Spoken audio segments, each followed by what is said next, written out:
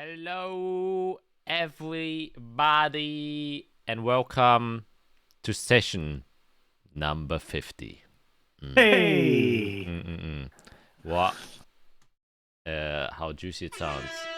Yeah, I was waiting for someone to do that. I was waiting. I was like, I was not ready for that.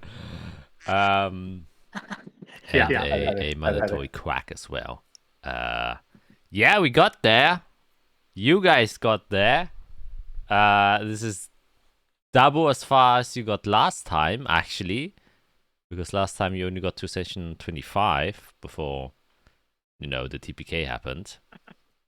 So this is a literal upgrade in every sense of the word. 100% improvement. Yeah, exactly. 100% improvement.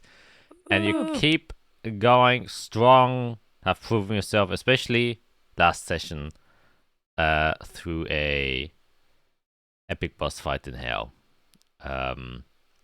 Which actually you guys are pretty much in sync with my other group, because they had yesterday their epic boss fight. Well, not in hell, but somewhere else. And it also took the entire session to get that completed. So that's kind of nice to see.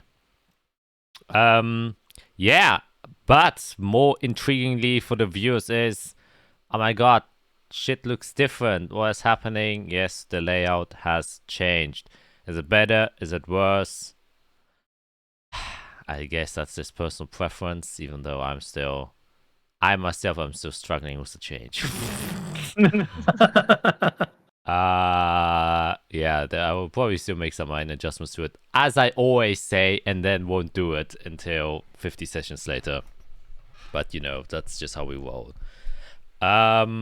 Yeah, this is basically kind of a new chapter. I think there's some growth inside of the characters as well that kind of staples this new landmarks that we have achieved, and I'm quite proud of us as a group that we've got this far.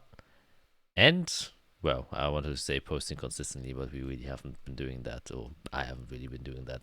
But you give some, you take some. Hey. Anyways, enough of my bullshitting around. We can get into the introductions, and I guess what I would like to hear is, since it's session episode 50, kind of just in a short way, elaborate on maybe the growth your character has taken over this course of time. I know that Jade just recently joined, but we can kind of talk about that as well. How it is to join a new group that has been together for some time at least. Yeah, just to kind of see, if there are any significant character developments that have happened since day one. Yeah, so we're gonna start off with Me, of course. I'm Greg, and I'm playing Iric Spanner, the human artificer.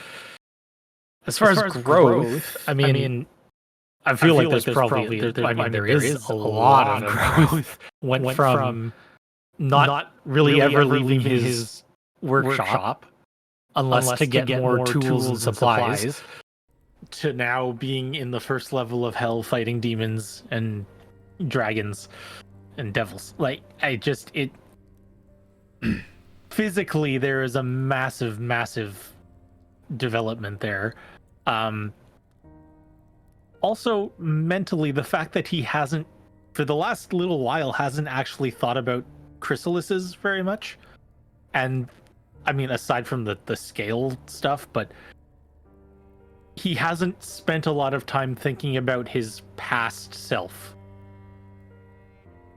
He's actually immersed himself in the present, as opposed to thinking about all the stuff that he's more familiar with. So it's a different kind of experience for him, but it's fun.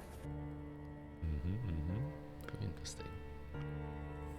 Yeah, I'm Matt. So I'm playing now Chronomancer Fiera Kron.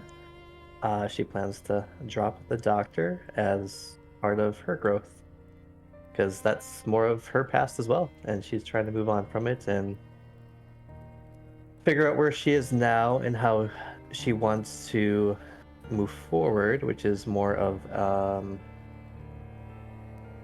through magic means.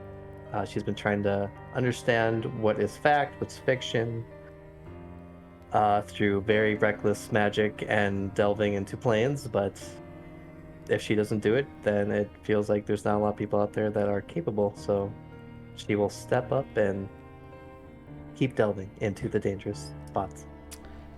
Yes, and one short interjection. Would you, if you ever open a school of magic, Fiera, we should call it Fiera's Chronomancy School? No. No, she'll think of a better name. Okay.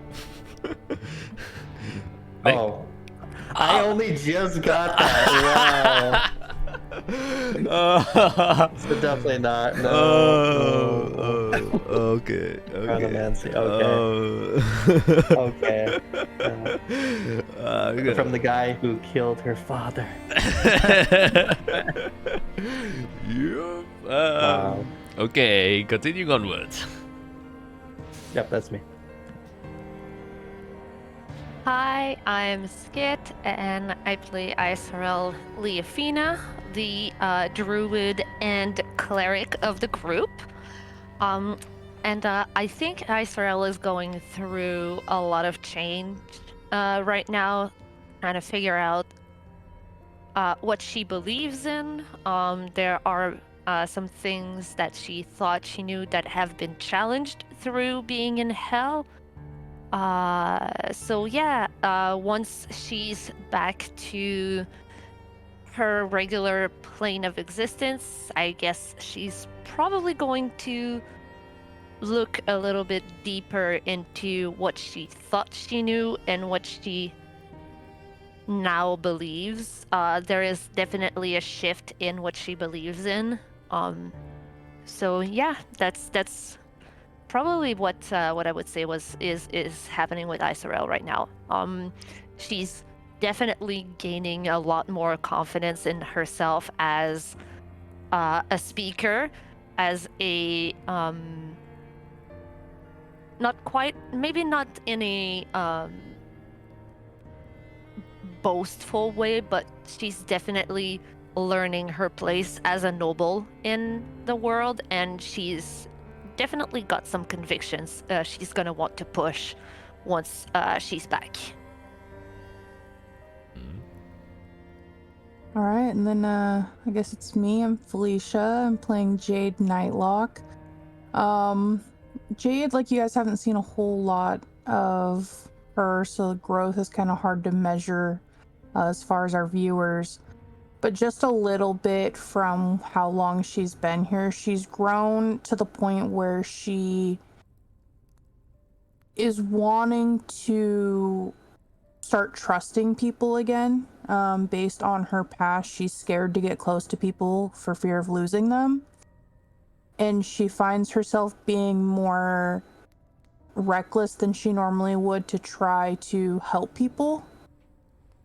So that's kind of big for her. And then trying to fit into a new group that is well established and has been, together through some stuff.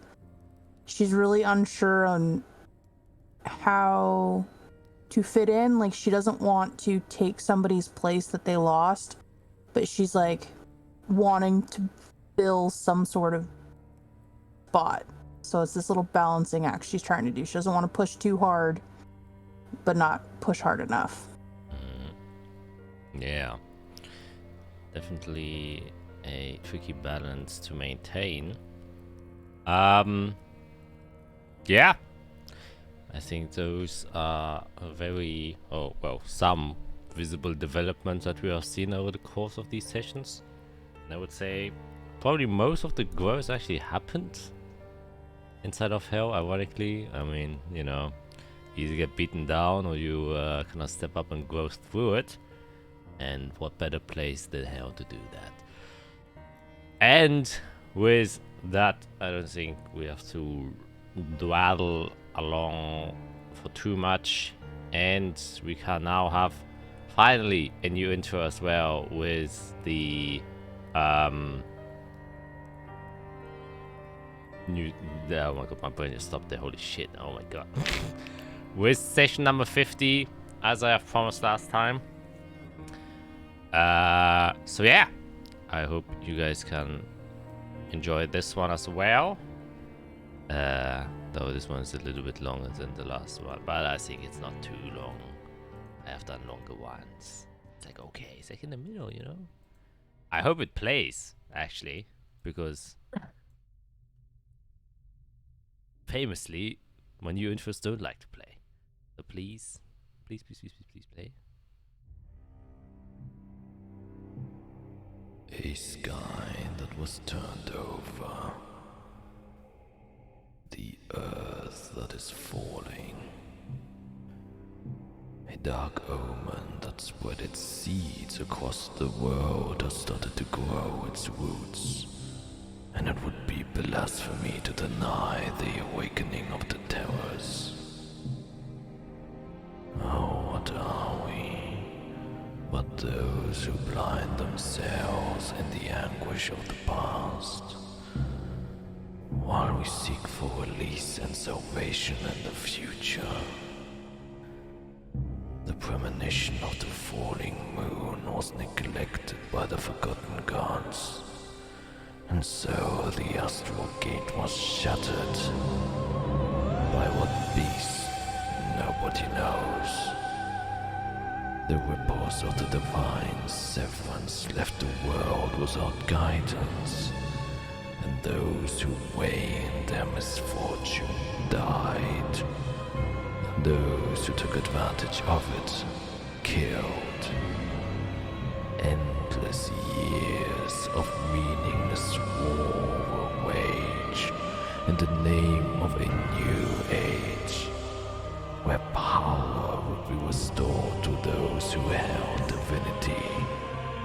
The grace of our people was lost in the slaughter, and the blood spilled filled the cracks of the seeds of the dark omen, and awakened the terrors left behind by it, to decide whether those who challenge fate may rise, or those who follow it. So in the name of the dark blood and our forgotten ancestry, we challenge the terrors and the premonition of the fallen moon. For we seek to free our world, to return it to how it was before it was taken away from us by the bearers of the seed of power. And so, if we must once again spill blood and wage war, we will. But it will be in the virtue of our own kind, the virtue to resist, the virtue to look forward, and the virtue to hope.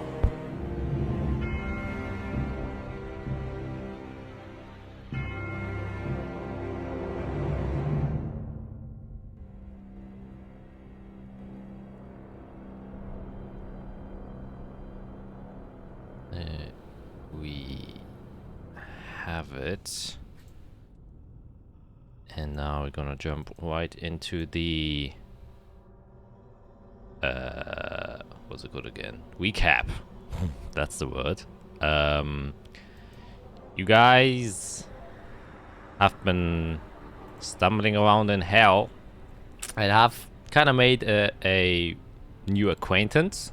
One could call them that. Mr.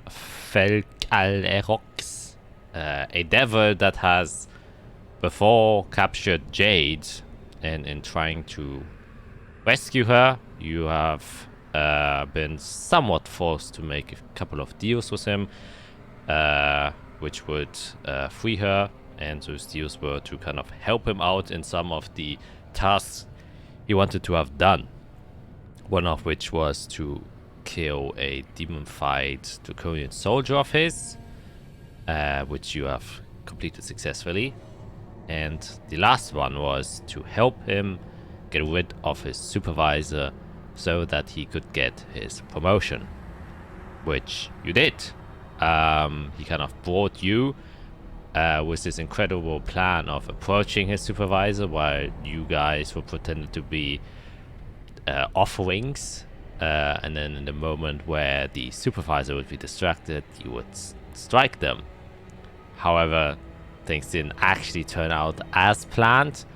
As you flew there, you kind of went to this large hill, so it somewhat looked like a volcano, and you passed over a small city that was built on one of the sides of this large hill with lava running through it. A small civilization of draconian entities, and as you kind of arrived at the top, you were met with some of the guards that belonged to the supervisor, and you would then be brought to the supervisor, who seemed to be some sort of also draconian individual, same build, dragon-like heads, but humanoid-esque body, but also legs of a dragon, 2 large wings. This one, however, had a few robes on, and most notably a staff it was holding. And as Felkal tried to, talk with Volcam, the name of his supervisor, he didn't really manage to convince him in any way. And so you guys were forced to actually save Felkal, as Volcam somewhat saw through Felkal's plan and choked him, and almost got himself killed if not Fiera would have saved his ass, for lack of a better term. And so a fight ensued in the plateau of Volcam. Fire was casted and explosions came. However, at the end of this battle, it was you who stood there in the end, including Volcam and one of his own soldiers.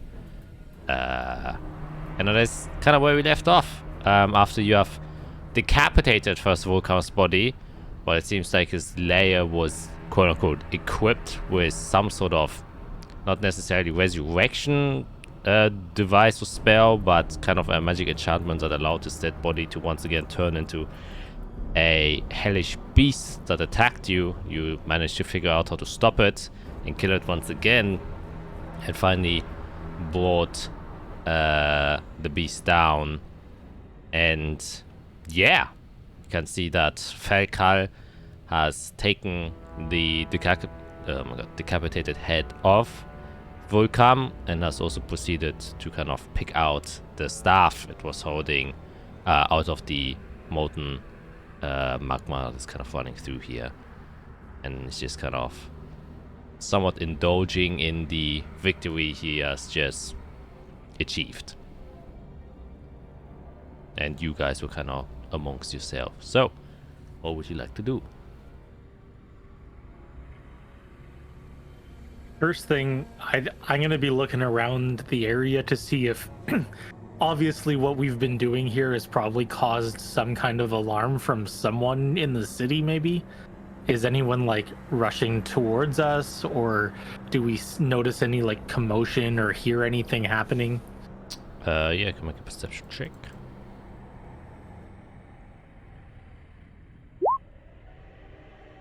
That is a 15. Kind of peeking your senses once again. Luckily, the plateau that you're on is relatively flat and is only obscured by some of the rock formations or the larger pillars. Other than that, since you're on the very peak of the hill, you can kind of see the edges quite well. You did walk a while to get to the center, so it's like several hundred feet away from the actual edge, and you would know that the city itself also is quite some distance away from the actual peak. So you are decently confident in that, even though this combat did ensue, most possibly no one would have noticed unless they were expecting to see or hear something coming from here.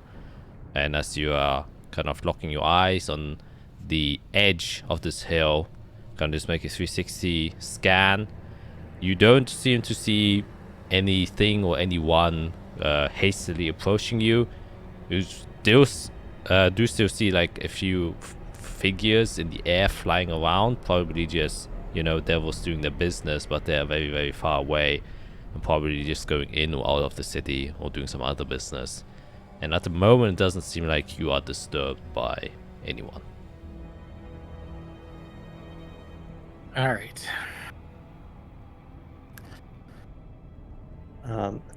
I guess charred and tired. I'm still gonna go over to the pillar that we destroyed and just look at it again, look at the inside now that it's rubble or more rubble, I guess. And try to figure out what was fueling the magic. Yeah, you can make an investigation check.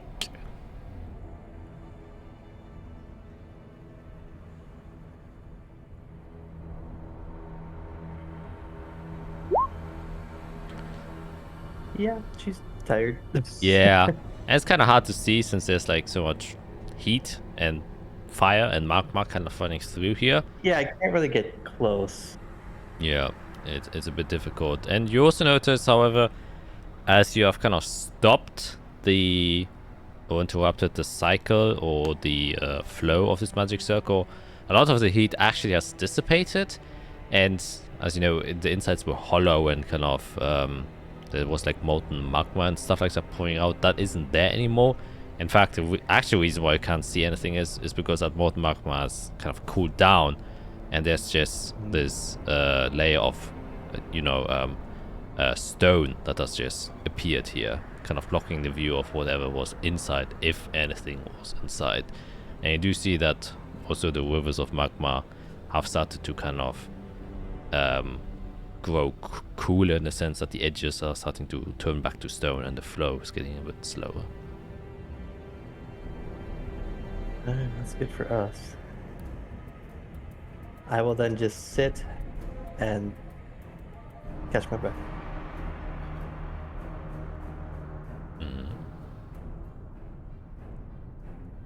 I suppose muted. Yeah, I realized I was muted. Yeah, I just wanted to inspect the bodies of the fallen soldiers of the bad ones, so those marked in red. Like, I would avoid the ones that fought with us out of respect for Falcal, but I would definitely like to take a moment to maybe inspect those bodies, see if I could find anything that could give us an advantage in these lands. Yeah, can make an investigation check. Okay.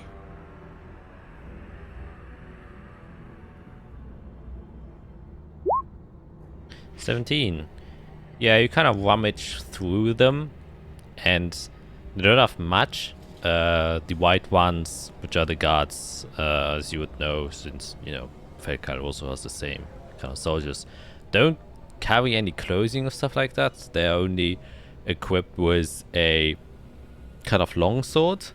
And both of them that you have killed also have these swords.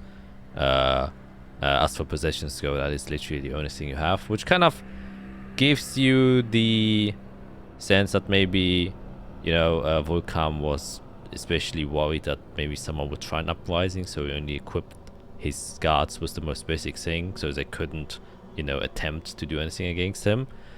However, you do see out of both of them that they have a kind of a mark on their neck, and the mark kind of looks like kind of 4 horns. 2 of them that kind of curl under and then over to the outside, and then the 2 on the top just kind of on the kind of just curl outwards on the top, and there seems to be like a chain in a circle that goes around it where the horns come out of.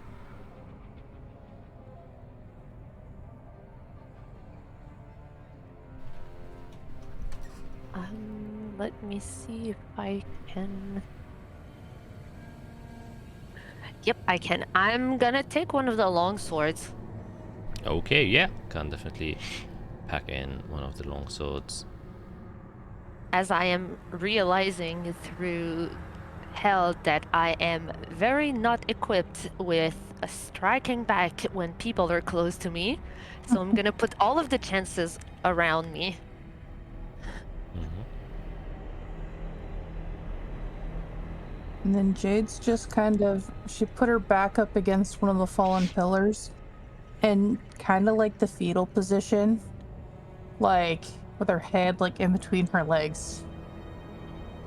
Just like breathing like very heavily. In like a panic. Mm-hmm. Yeah. I'm gonna go up to her and just take her in my arms and tell her very softly, I'm sorry. I'm sorry I had to make you live through that again.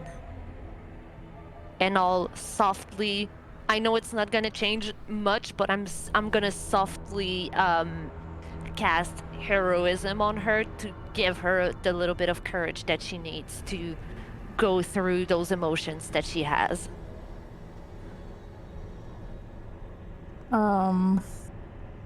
She responds, and then and just says, thank you. It wasn't just you, just that other one was right there. I know it wasn't real, but it was too much all at once, and it just not okay. I don't understand what you went through. But Nobody should live through it. But if there's anything that I can do to help you, please just ask. I appreciate it. It'll be okay. All right. And I'll just tap a little bit on her shoulder and then just give her some space.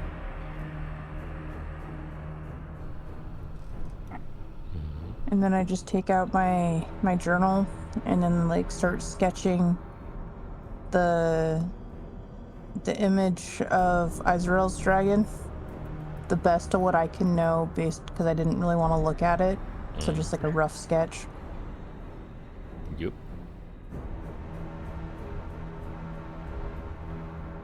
I just love that it's my dragon now.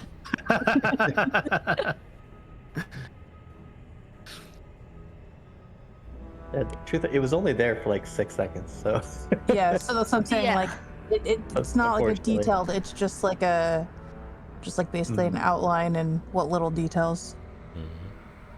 He whiffed both of his claw attacks and decided not to do his breath thing, not to hurt anyone, and then disappeared because I went mushed on the ground.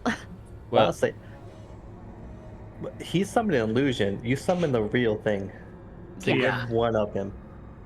I did.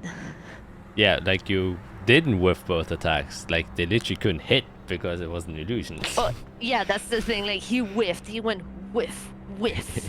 Yeah, okay, I guess so. That whiff. And that whiff, that that whiff. That sounds like something to do coke with. Anyways, while you're doing that, you can see that Falcao kind of steps out of the magma pool with both his quote-unquote trophies, and he kind of approaches, not necessarily group since you're kind of still separated, but he kind of calls out, and obviously I swear you're the only one who understands him as he says, Today is a great day. A fortunate victory for us, I would say. Truly, I must thank thee, for without you, I don't think I would have accomplished this. Definitely I'll- wouldn't have been able to. I'll answer him and I'll say, we made a deal, and we're usually pretty set on making sure we get our deals done. Yes, it seems as though your words are quite reliable. This I like about you.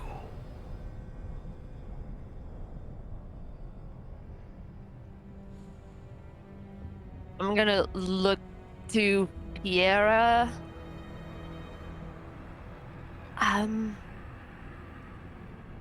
He's thanking us and singing our praises the way a devil would. Oh. I mean, But, also, that's a good sign. Yeah. What else did we need from them?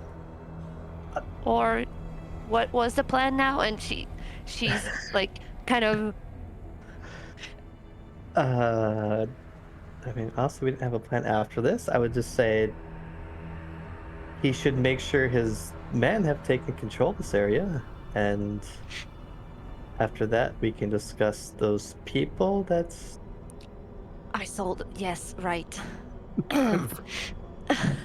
yes. Also, we need to rest. I don't know if we can rest here. Okay, let me. And then I turn again to to Felcal, and I take a deep breath and I say, obviously, my friends and I need to take a breather and rest. I don't know if this place here could serve us as a resting place. But also make sure that your soldiers take control of the situation around here, because I'm sure once the word gets out that your boss fell to outsiders, it may get a bit chaotic. And obviously, once we have rested and things are a little bit settled, we would like to discuss the people that I gave you as a sign of good faith.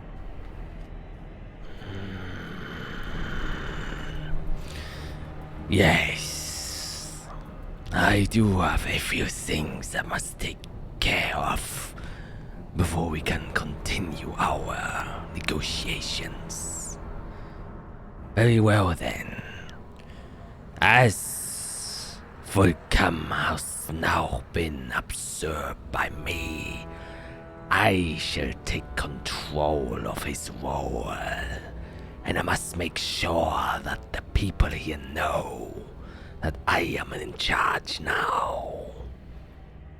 As such, you can rest here for a while, as I will now descend this hill to reintroduce their new leader. I thank you very much for this generous offer. We will be here when you return. Very well.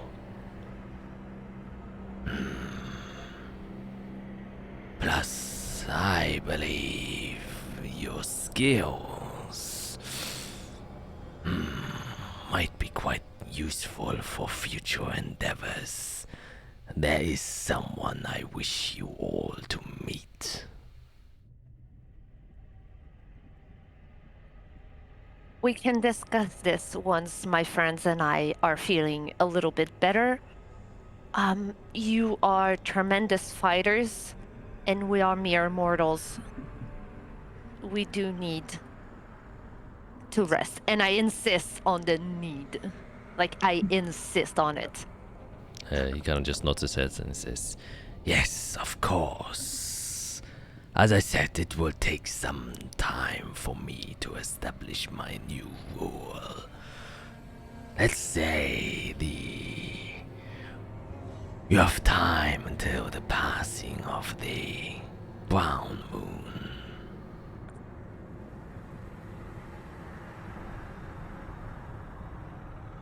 Question. How long does a brown moon take to do a full circle? It takes one cycle. Thank you. Of course, I understand you do not come from here. I do not. Where we come from, we speak of hours and days. So, we will figure it out on our own, as I believe we have figured the green moon cycle. Very well. Well, if this helps, the brown moon is 4 green moon cycles long. That does help. Thank you very much. Of course. Now I shall be on my way. Oscar, come. We have work to do. And the one surviving guard just kind of nods his head and they fly up and then start to fly away to the location of where the city is located. So I'm gonna turn around to my friends and say, well, looks like we have about 2 days to rest. More or less, give or take. That's a wild turn of events right there. Yes. Nice to have some time. We just had 2 very intense battles. One against a demon and once against a devil. I cannot believe I'm about to say this, but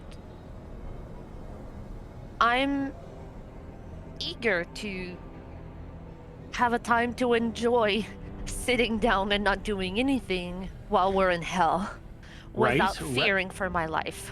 Yes. I think that is the one thing I'm looking forward to the most. And then I'm just gonna give a quick rundown of what Felcal told me about needing to establish stuff and all that. Do you tell us about how many? It was 3 green moons to 1 brown. Okay. Yeah, so 4 green moon cycles is equal to a brown one, so about 2 days. Okay. Because 1 green moon is about 12 hours, which means 4 moon cycles is 48 hours. So 2 days, more or less, with a quick math that may not be accurate. So I will take out my painting that I did, and I'll start putting in the notations of the 4 green is a brown, and just little notations like that, so that it might help us figure out time.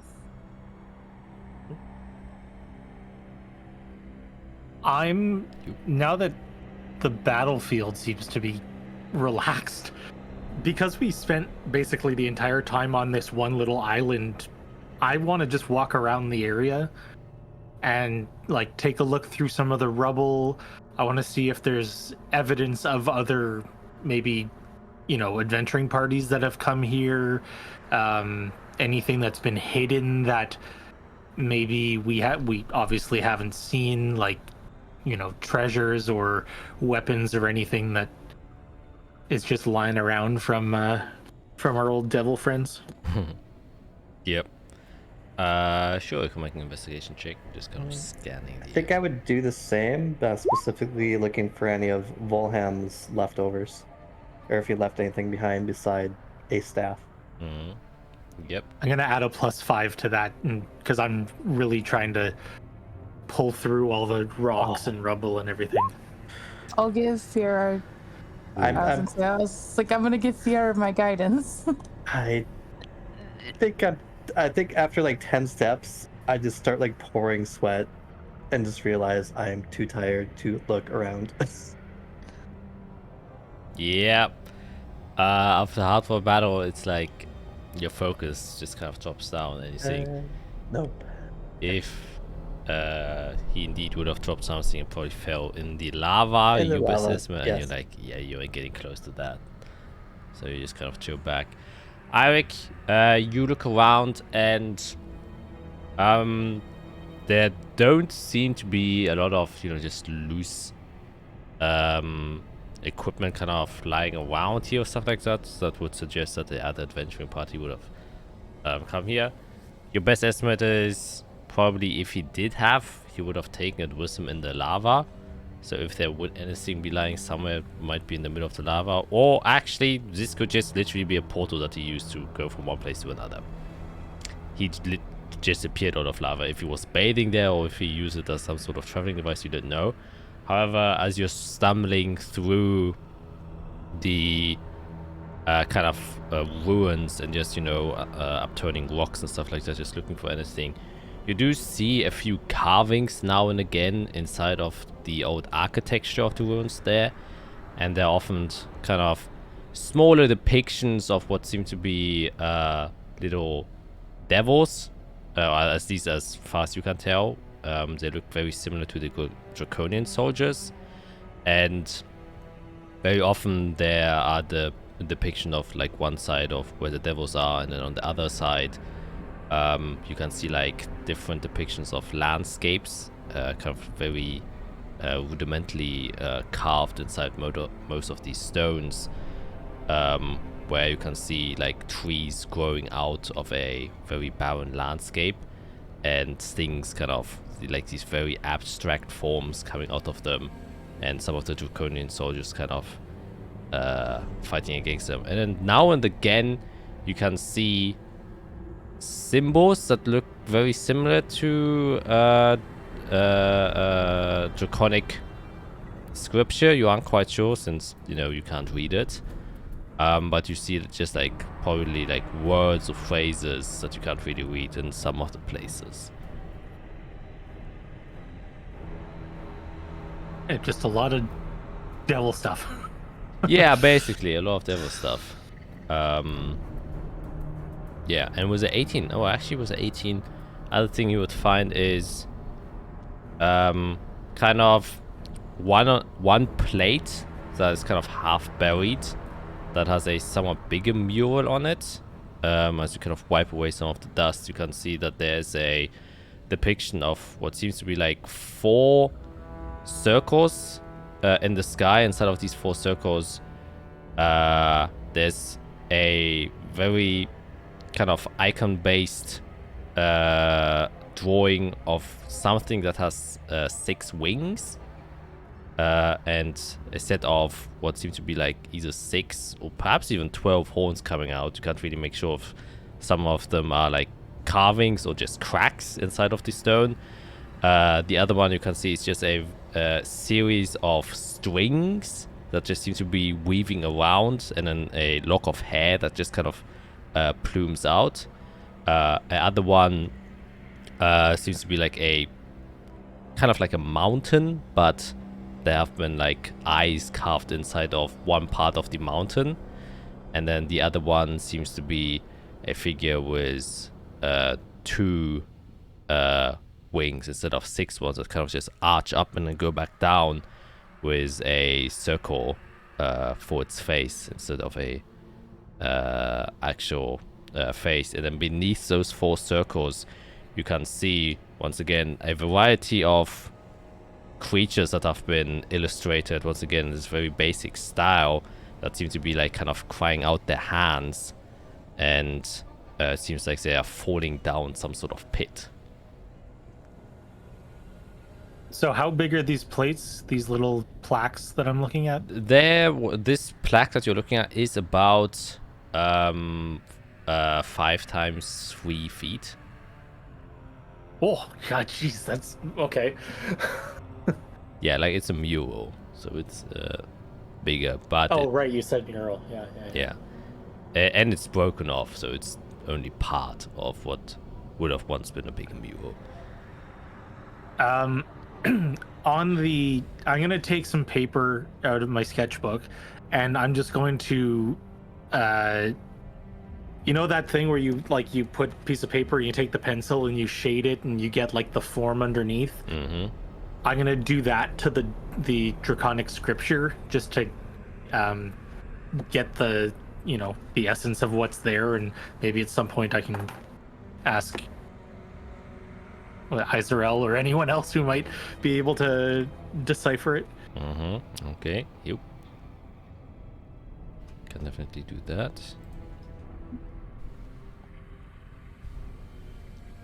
Okay. Anyone else doing anything?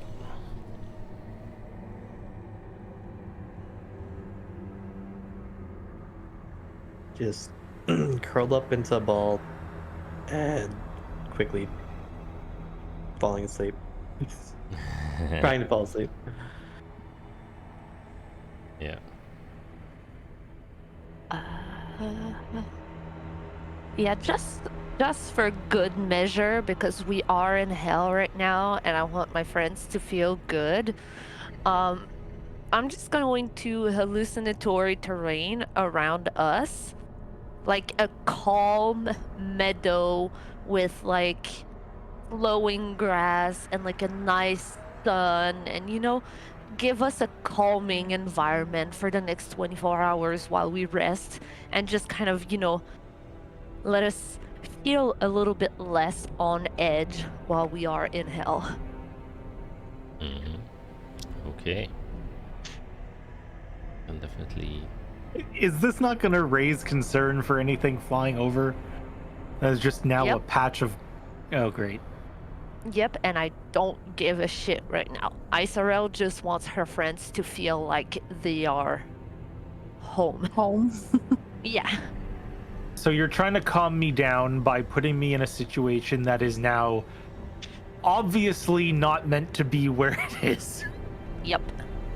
You're setting up a signal fire while we're trying to be stealthy. Yep. Great.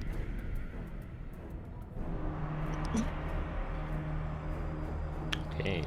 Anyone else doing anything? Nope. Just being in my head. Which is not a great place for Jade to be, but that's where she is. Mm-hmm.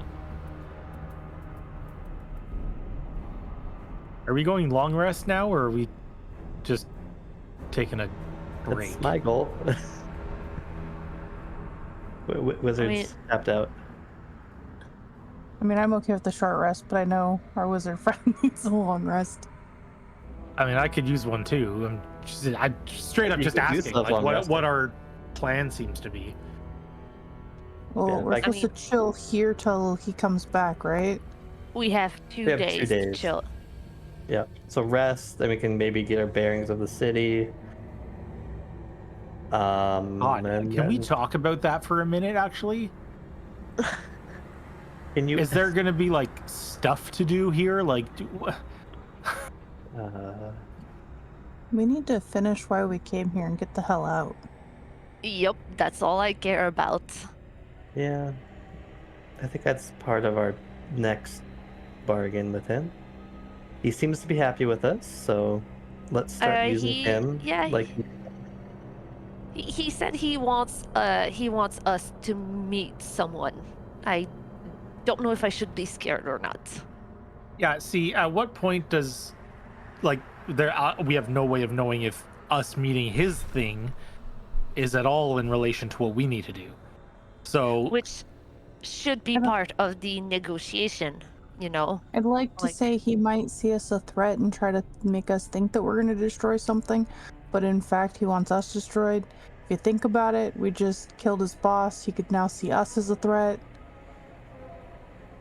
So just FYI, like, maybe. He also mentioned that he saw an opportunity back at our home, since a lot of the gods are missing.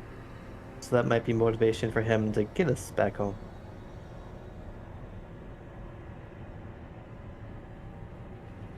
Also, if you wanted to kill us, now would be the perfect time since we're out of all contracts. And we're exhausted. I'm exhausted. I think we're all exhausted. And I do believe we deserve a good rest. Yeah, no kidding. Maybe next 2 days, we spend that time figuring out our next plan.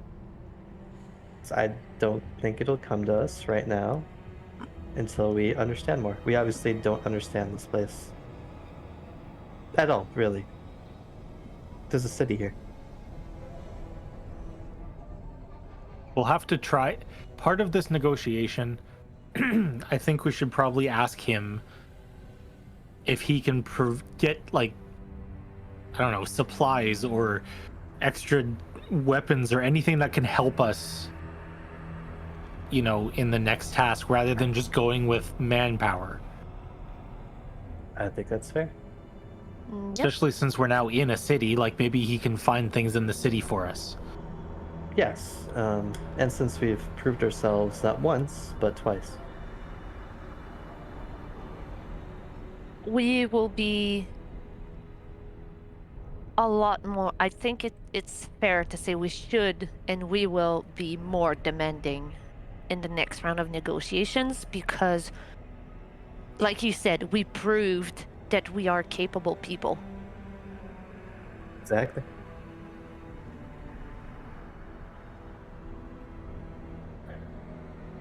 I guess I'm not too worried.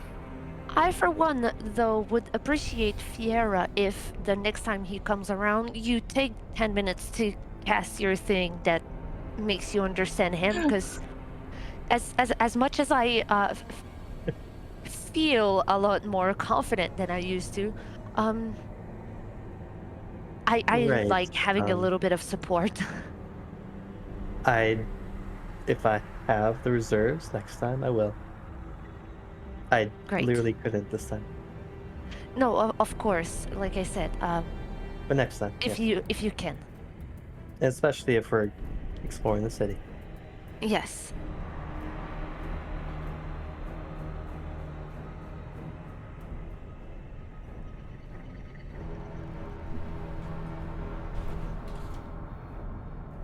Well, I'm gonna curl up. Okay. Then if nobody is doing anything in particular, next question obviously is any special preparations that you would like to do for your rest, or are you just gonna chill there other than the illusionary terrain that has been created? Realistically, I'd like to try to find somewhere as far away from the rivers of lava as possible.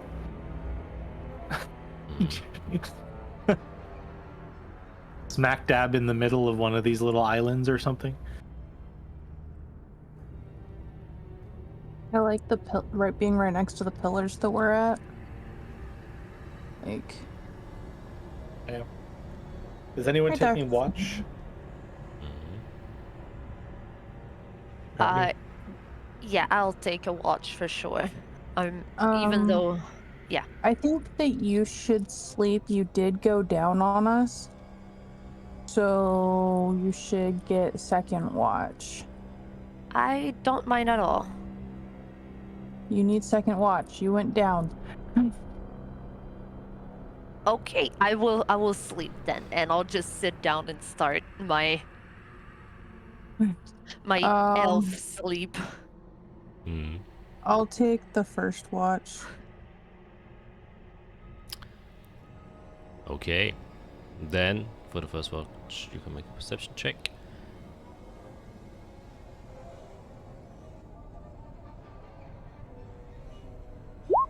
Oh, okay. That's gonna be a safe watch. You found our way home. Look, there's a I'm magical just door. on edge, okay? Anything to like make it so I'm not thinking about my head. What's in my head is probably best. Yeah, kinda trying to distract you with any output source as much as possible. Yeah. In some senses, you're on the quote-unquote safest spot you could be, and in other senses, you are in literally the most dangerous spot you could be, because a horde of devils is sitting around the corner, and if they decided to take you in, not much you could do about it since you're so close. And so this kind of ever-growing paranoia just leaves you restless, however hyper keen as your eyes zoom in on anything that dares to move in the vicinity, which is a bit exhausting on your mind, but you do see everything that's going around here.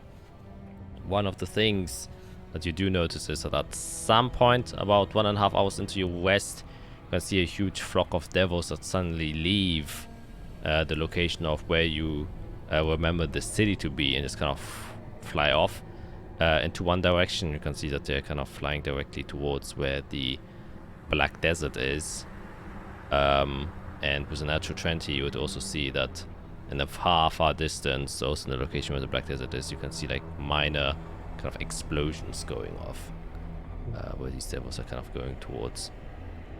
However, it seems far away enough that it doesn't really spell any concerns for you as of now, at least, and it would probably take at least several hours.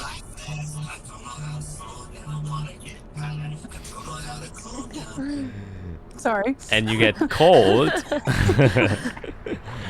at the third hour. What you do notice is that there are kind of two shapes approaching your kind of resting position, and you kind of get a bit worried as they kind of come closer and closer and closer, and you can see that two white Draconian soldiers who seem to be carrying like what was it called, bags, or not bags, it's sacks over kind of, or not over the shoulders, the sacks are just hanging underneath them as they're kind of flying with them in towards your location.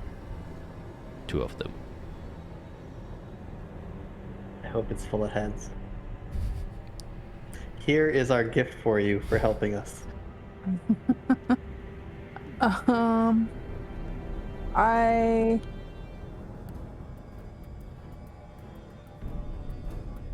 How far away did you say they were? Since you rolled an natural 20, you notice them quite early. They're very far away. Like, let's say you notice them while they're still like a mile away. Okay. I'm gonna wake Fiera up.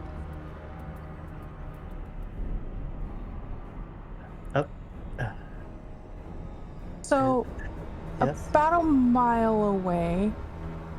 So we have some time. There's some people flying, or not people, but the devil-y thingies flying, Okay. and they've got sacks. I was wondering if you could, like, do your magic thing and make it so you can understand them. I'd wake Izarel, but she really needs her sleep.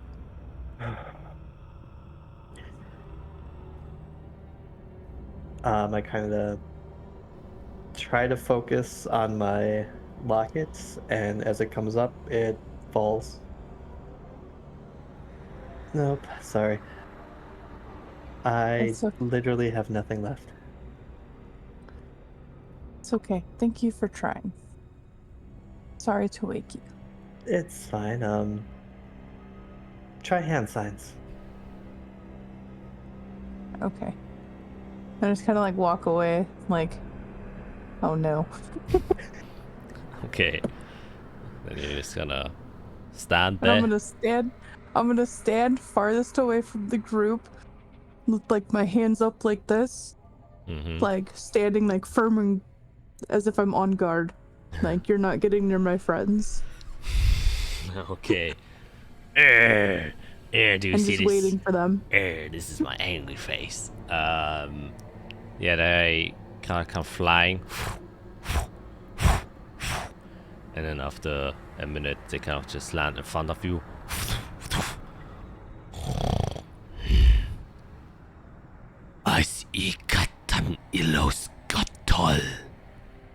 One of them says to you. I just kind of like trying to follow Fear's guidance with using hands. I just like point at the bags and then point at us, and I go like this to try to communicate for all of us. Actually, let's see if he understands that. He does. He kind of nods his head. Akas. He kind of lumbers over towards you, and the other one kind of follows, and just throws a sack in front of you, and you can hear this just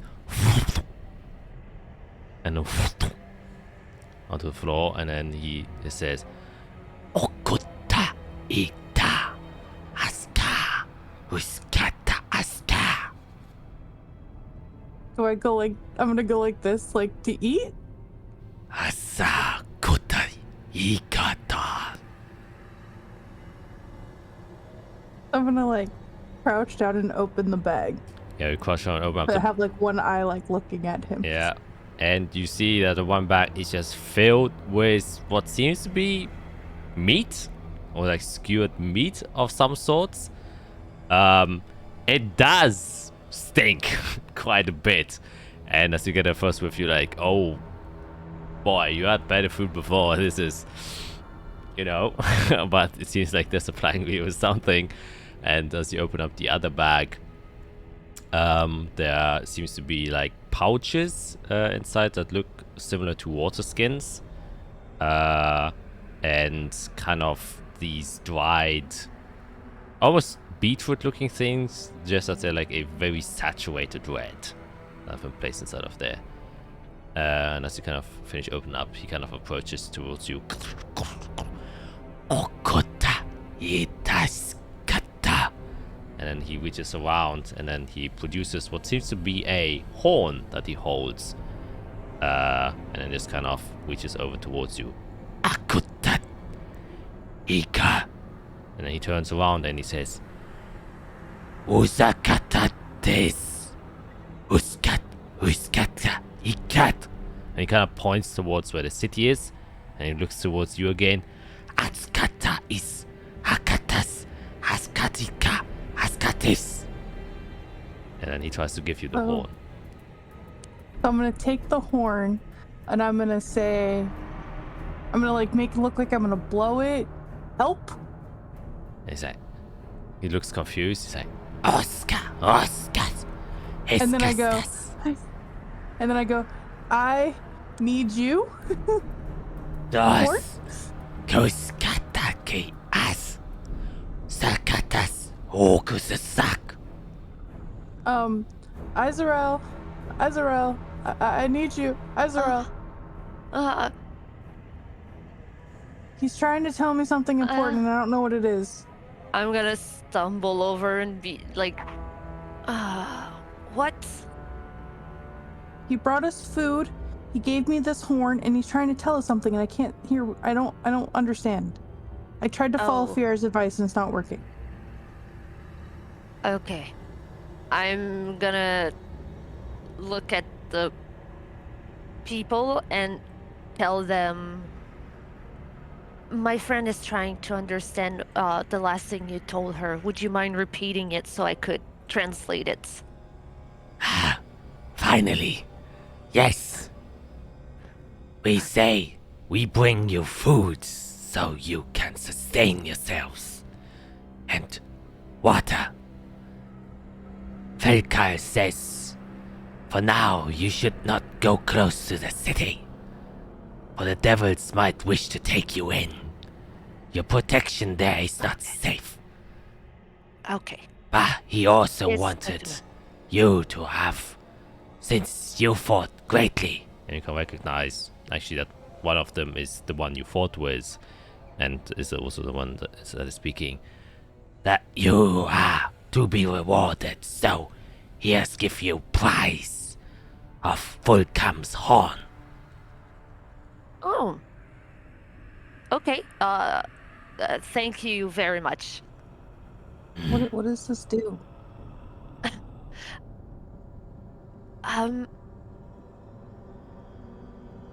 Did he say if the horn had any properties that we should be aware of? No, I know use magic. Magic unfamiliar to me. That's okay. Thank you very much. One of my friends might be able to take a look at it tomorrow. Well, you can thank Falcal for the food and the gift. We are very thankful for it. And now, if you do not mind, I'm gonna go back to sleep, and I'm just gonna pat. I almost said Arya. Jade on the shoulder, on the shoulder, and go crash down. I say thank you to you, and then I look at the people, and I try to go, like, over my heart, and then I go hug, but don't actually try to hug them. Like, trying to express things. He kinda gets the gist. He's like, Kota these guys. Orcus, Kaskas, Osoka Ukai. And I just go, hee. Ukas Kai. and he's kind of flies off with his pow. And then I'm gonna look at this horde. Okay. And look back up and be confused. Yeah, it's a pretty horn, and now that you look at it, you do recognize it as one of the horns that Volcam was adorning. He had two very prominent horns. Seems like it was kind of sawed off on the part where it was broken. Probably a way to take it off. But with your dash for 20 perception, I would say you can see that the two guards that were we just gave it to you, they kind of land just at the edge of where the hill is, and just kind of seem to remain seated there and are kind of chilling there. The same location where Volcam's guards were when you first approached this hill. And it seems like, from your best estimate, is that they're just kind of keeping a watch there as well. It seems like it's a perpetual duty as white recurrent soldiers to kind of look over shit. All right. Oh. By the way, I have not translated anything back to you. I just listened, asked questions, and then went back to bed. I just realized that. But yeah. And I tried to give them a hug. Okay. Yes. So I'm just gonna like hold this bag over, and I'm gonna, because I feel a little bit better knowing that they're kind of watching, I guess, if I recognize one of them that we fought with. So then I'm gonna like look through these bags, and I'm gonna open one of the wine skins and like smell it to see if it smells as terrible as the food does. Yeah, you open it up. The first one you open up, straight up just smells like sulfur. Like there's liquid sulfur inside of there. You're just like, holy shit. What am I supposed to do with this? Then you open up another one that has a heavy scent of iron in it. You kind of dribble a bit out and you see, oh, it's wet liquid. Whatever that may mean. And then the other one heavily smells of similar to alcohol, you would think, but has this, how should we call it, fermented barley smell, which surprisingly compared to the other two, actually just in itself smells quite okay. Well, as anything would be okay compared to sulfur, but you know, it's like, you know, this might actually just be some sort of devil ale, as best as you can guess. So I'm going to this devil ale. I'm just gonna take like a little tiny sip, because I'm like thinking to myself, okay, I'm immune to disease, so hopefully this doesn't make me sick. And I'm just gonna take a little sip. Okay, you take a little, and it tastes the first thing you taste is a very pungent spice that hits your tongue. So I don't know how well Jade can handle spices. What would you say? Can Jade handle her spice? Yes. Okay, then it's just it is quite strong. It would be the equivalent of I would say, a ghost pepper Dorito. Not a full ghost pepper, but a ghost pepper Dorito that hits. So if you're into that kind of stuff, or if Jade is into that kind of stuff, I think you do start to cough a little bit. It dries up your throat quite heavily and your mouth starts to burn. You kind of feel like a devil now. But the taste itself, or at least the taste you can taste that hasn't been covered up by the hotness, does indeed taste like barley out of your world. Kind of these this wheatish, flourish type of flavor, and it does remind you of some sort of ale, and perhaps even reminds you of some kind of very exotic dwarven barley whiskey that is like super strong, but the flavor obviously deviates quite heavily from, you know, a normal dwarven whiskey, but it's the best comparison that you can make. And if you can handle the spice, it actually tastes quite well and quite good. Jade just kind of looks at it. She goes, "Oh, pretty good." And then I guess I like just kind of relax, knowing that there's a secondary people watching us. Yeah. And with that relaxation, your 4 hours would pass, and nothing else noteworthy happens. And then I'll go bug Izarel again and say, "Sorry I woke you before, but it was kind of needed, I think." It's all good. It's okay. I give her the rundown of what's in the bags about the food that smells terrible that Jade didn't want to try eating. About the very spicy kind of alcohol, and then with the other ones, the sulfur and iron liquid that I didn't want to try.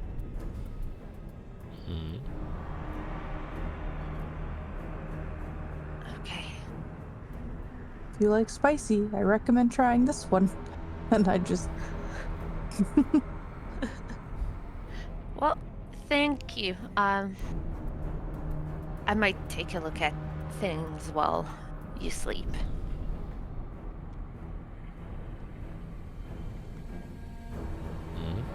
Okay. Oh, and then I also tell her about the people that visited us and how they're up over there.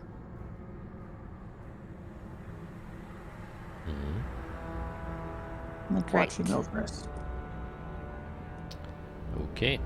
Then when you make the switch, Jade, you kind of just go into meditative stance, and as well you can make your perception check or whatever you would like to do for your watch. Yes.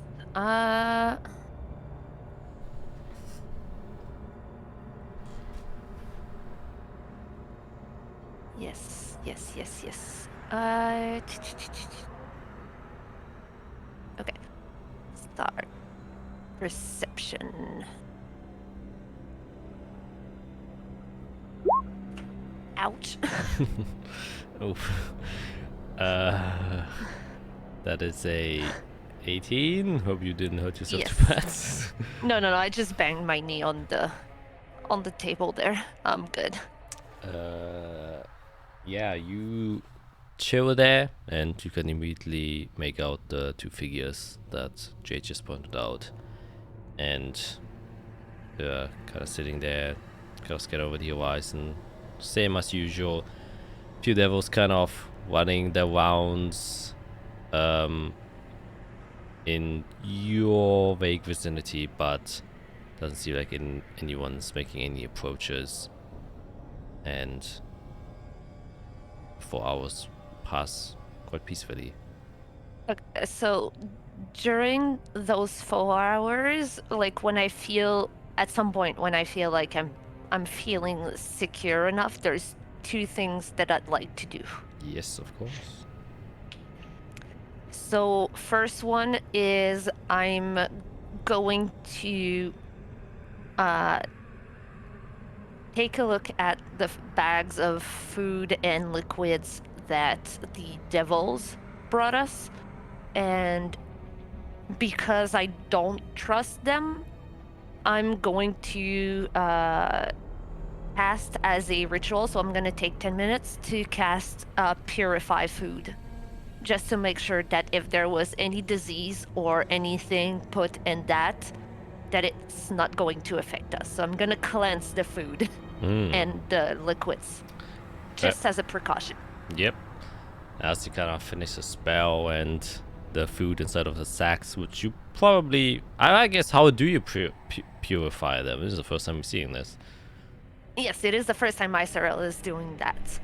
So basically, she would take the bag of food and she would open it, smell the very bad smell of the fleshy things, and she would just basically put her hand over it and kind of go like this, and it looks like a little shower of stars is coming down and just going into the food, purifying it, and she's just doing that like this. And then she's gonna go to the other sack and do the same thing with the dried roots and the skins, and just kind of, slowly purify everything like that. Yeah. And as you do that, you can definitely see like a layer of sort of like grease just kind of evaporate around it, as it kind of like just sparks off as you kind of cleanse the food here. And you definitely feel that a heavy bit of cleansing had to be done with this food, just because of the nature of where it came from, probably from some hellish creature that probably isn't good to stomach by mortal stomachs. And you successfully kind of make them palatable. And the first thing you notice as you kind of finish the cleansing process is that this very egregious smell it was emitting disappears with it, and instead turns into a very normal and fresh smelling palette of healthy looking meat now that you can probably cook and make some hell steaks out of, or ribs, a hell barbecue, and you even have fire to do so. Including the drinks. The sulfur smelling kind of drink turns away, and now it has more of a sweetness to the scent, almost like grape juice. And the iron filled liquid still smells like iron, because purified blood still is blood. And the kind of barley liquid also just stays the barley liquid. And so you kind of have these assortments of hellish ingredients ready to the baking. Okay, that was the first thing you wanted to do. You wanted to do a second thing? The second thing is I am going to sit down and pray and try to enter into communication, hopefully, with the Archdragon Mirvirax. Interesting. Okay. Then make a straight wisdom check. Yes. Holy shit, man, it's been consecutive failures with your checks to try. My connection to whatever I believed in is being shaken to its core. The dice are going with what Iserel is going through. Yeah, you try so desperately to call out to the powers that you just landed from, and there is instead this ever-growing void, or the ever-growing lack of response, which for a holy person usually is quite disastrous, because it feels like, first of all, you are being left alone, or perhaps even what I think you are feeling right now is maybe ignored to some part, after maybe your questioning of faith in the things you believed in has resulted in the severance of a connection that you once had but now doesn't exist anymore, and that might worry your mind a bit, as once again you try to reach out to all those resources and figures, icons, gods you believed in, and there has been no sign for literal days, and you're now noticing that maybe you have been left alone.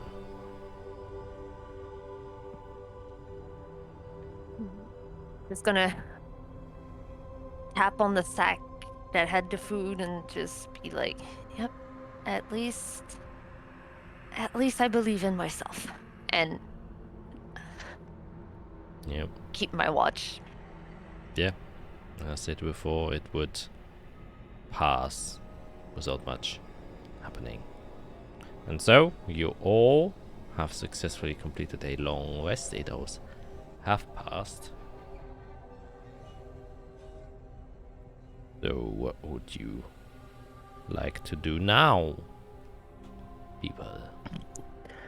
First thing first, when I see my friends waking up, I would tell them, so we have what I guess is protectors, and I point towards the figures that were watching over us. They did warn us not to approach the city down, because we may not be welcomed or protected over there, and we might get captured. That's good to know. They very generously gave us some food and drinks, and I cleansed them. So we could probably eat a good meal.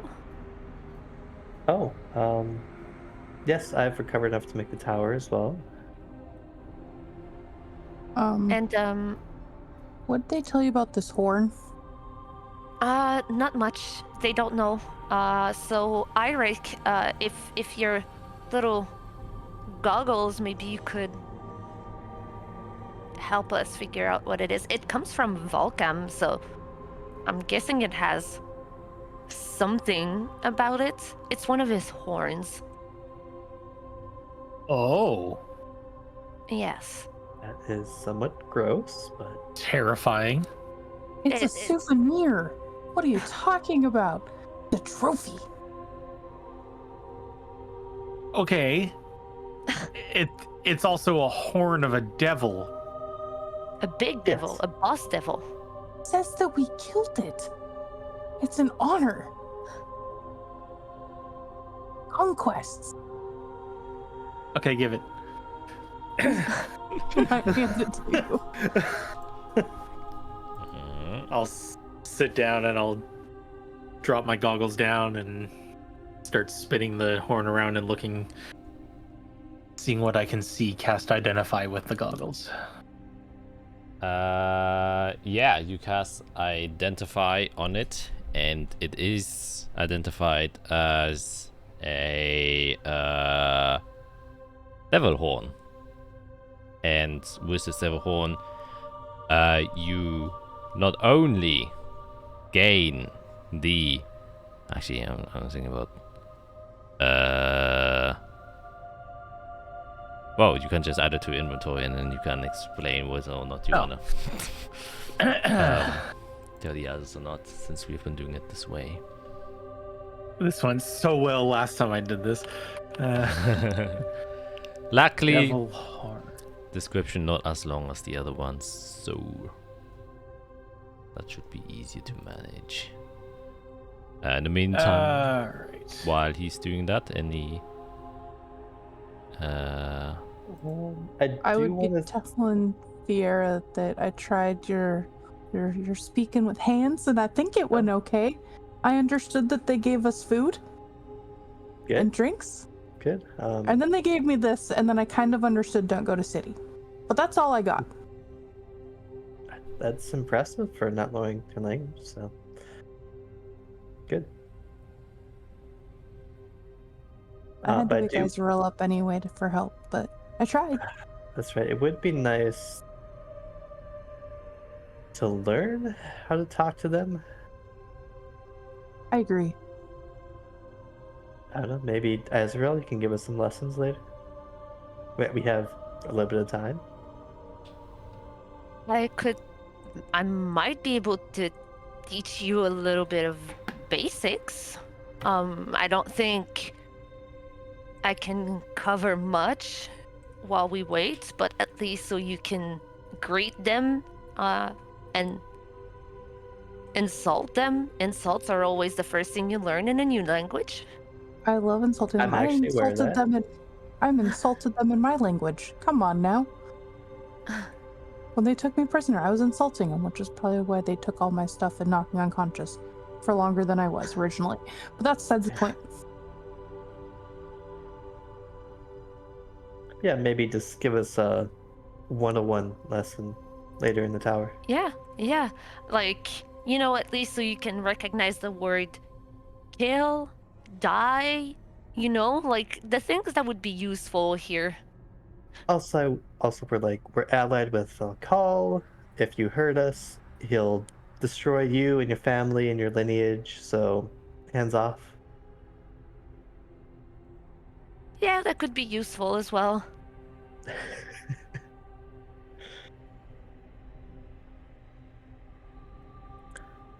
Well, since Eirik is staring into the horn endlessly. I'm gonna just go sit by him and stare at the horn. Oh, Jesus.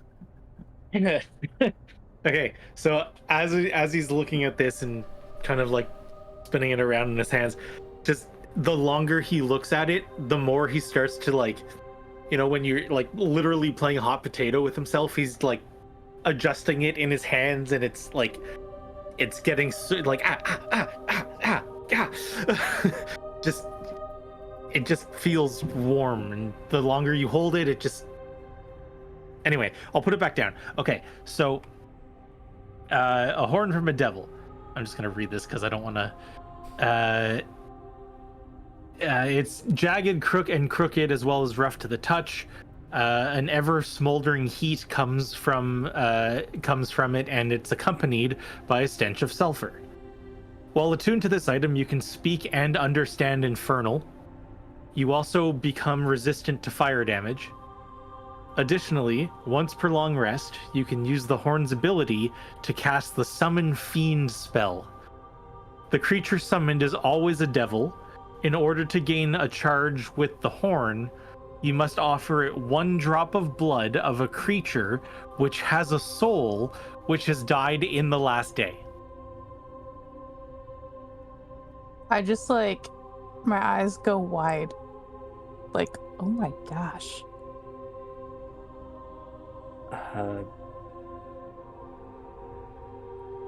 Sounds terrifying. That's really actually. cool. I'm already Jade really resistant wants to fire, so one of you can take this. Jade I really wants this. I look at Jade and Fiera and I'm like, you girls can fight it No. over. No. You don't want it? Don't want to go down that path. Okay, Jade, it's all yours if you wish. I killed it. Oh, I think you do deserve it as well, yeah. All yours. With my little piece of bone, I can also gain resistance to fire, so I'm all covered on this.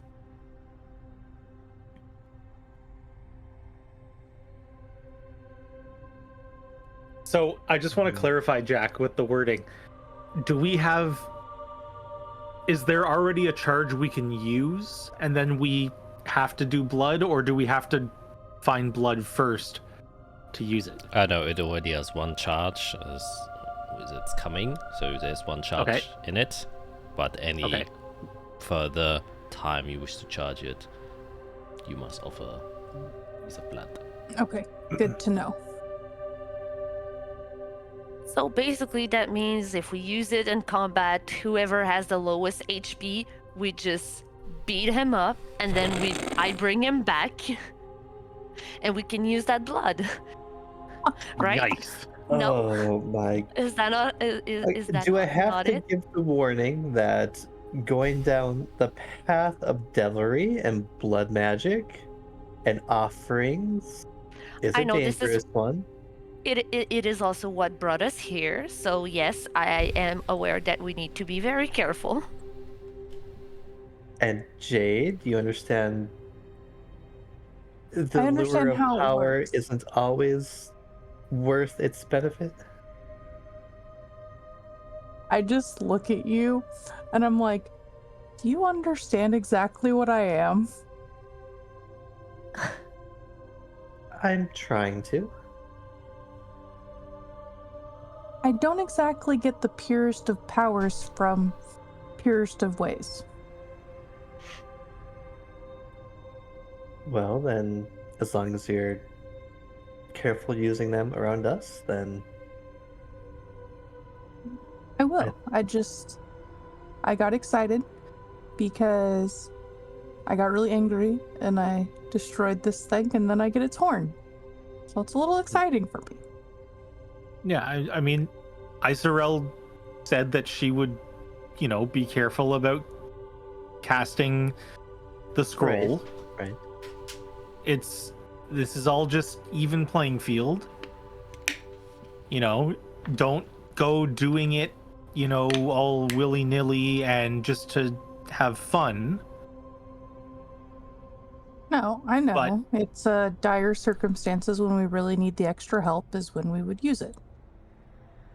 Okay. As long as we're understood.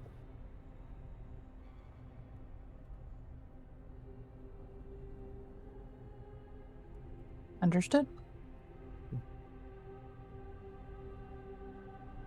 Well, I feel like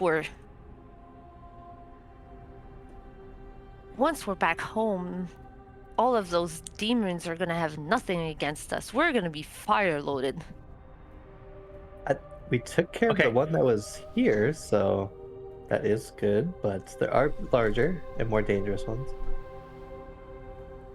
Yeah, we'll come back to what you just said. Just once we get back to the real world and we see demons again. Let's focus on that. Yes. Yeah, yeah. Yeah, I guess to that point, I think we set a basic goal of we try to bargain with Felcall once he's ready, and we put forward that our goal is to get. I think we can mention the spear to him, mostly because we need information ourselves, since we don't fully know what it is or how to get to it without grave threat. Dying. Yes, and I do think we can begin to see him as an ally.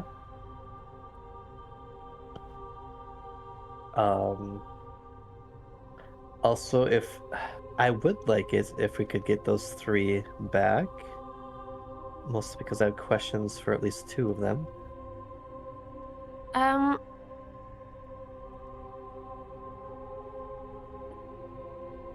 How are we going to explain that I sold them out? I guess I do kind of have a fix for that. I might be able to talk to them right now, actually. It just depends on their condition. Is it something you want to risk choosing? Well, I'll use it within the tower. No, I mean, is it just gonna take up your energy and use your spell resources just in case they're not, able to respond? Is it really? It is at my upper limits, but I mean, We do we have have. time.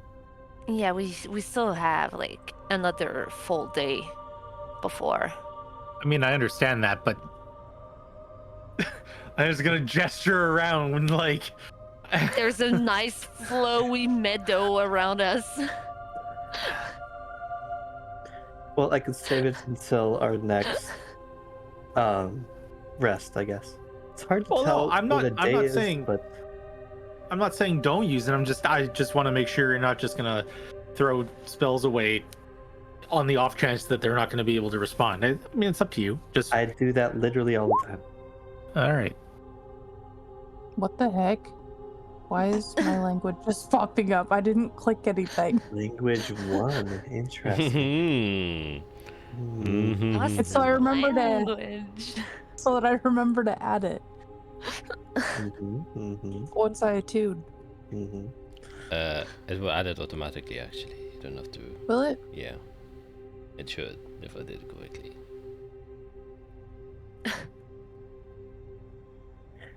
I mean, we can't leave from here. I just plan to get information. I can talk to them. I look at Israel. I could talk to the storm again, or I could try to speak to another entity from another place. I like to gather information. Well, I mean, on the topic of information, I'll bring out the scratchings of the draconic scripture that I took. I mean, I found this thing over there, this giant mural in the rubble. It's got like a whole bunch of pictures of devils and, you know, all sorts of stuff. Weird, creepy stuff that I really don't want us to come in contact with. But I feel like we probably will come in contact with just because of the way we're going here. Anyway, there was a bunch of writing on it, and I can only imagine it's draconic. But, I mean, I don't understand it. Let me take a look, see if I can figure out if it is draconic or not. Yeah, because the interesting thing about the mural, there was a little bit of a depiction of like this barren land with like trees growing in it. And it only made me think of the big old black barren wasteland over here. Is this some kind of like ancient depiction of what this place used to be?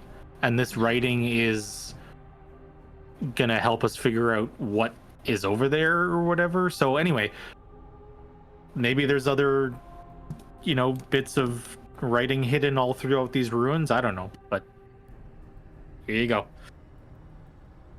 All right, I'll take a look at the paper and figure out if I can read it or not. Yeah, you can make an investigation. Oh, I don't know. I would say history check with advantage. Because, History. well, it is definitely draconic. It is a little bit skewed. I'll cast guidance on you. Okay, so that would be a 23 plus 4, 27 total. That's pretty damn high. So the first kind of notes that you read spell out a few words. One is punishment. Other two is perpetual war.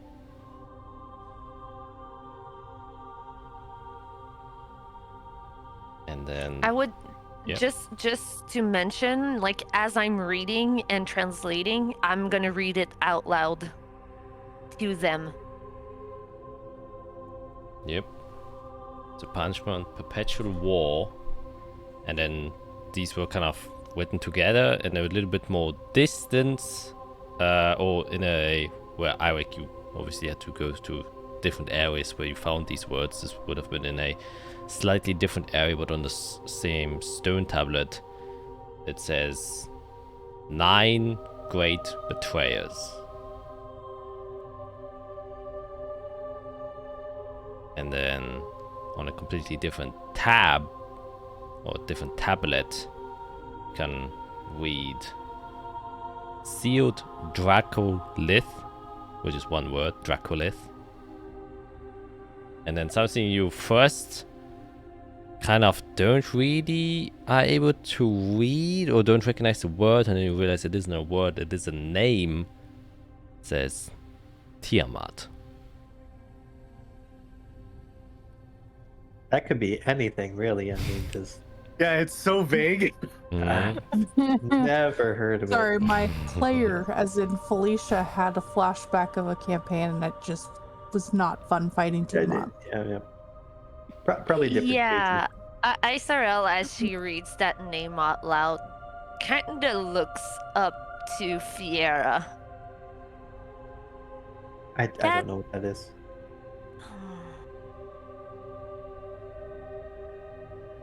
Well, hopefully it's not bad news. Do you know who that is? I'm gonna try to remember if I've heard of that name. Yeah, I can make another history check. Yep.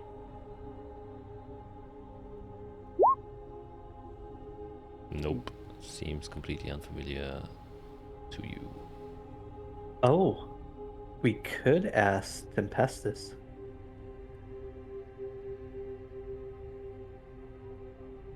Yes.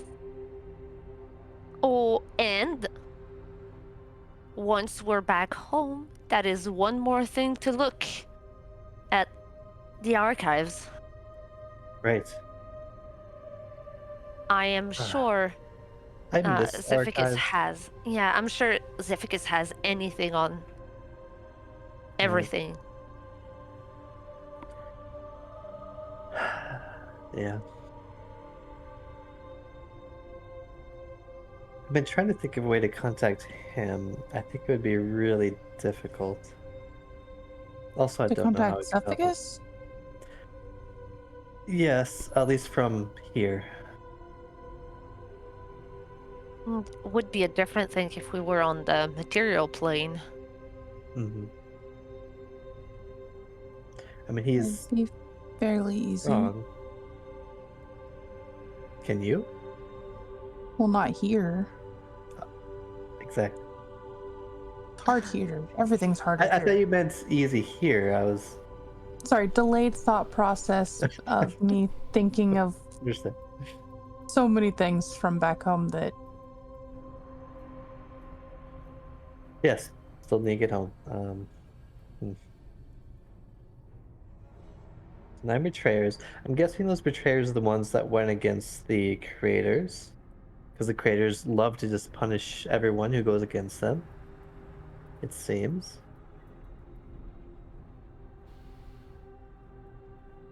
And I wonder if, oh god, so many names. Servalon. I wonder if Servalon was one of them. I am wondering as well.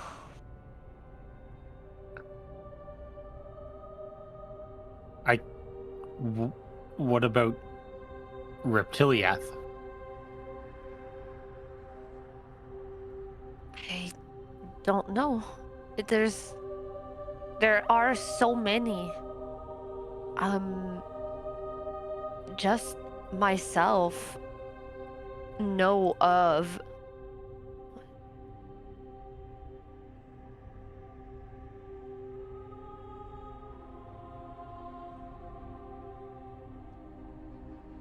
$22. Oh, yoy. Yeah. So, yeah.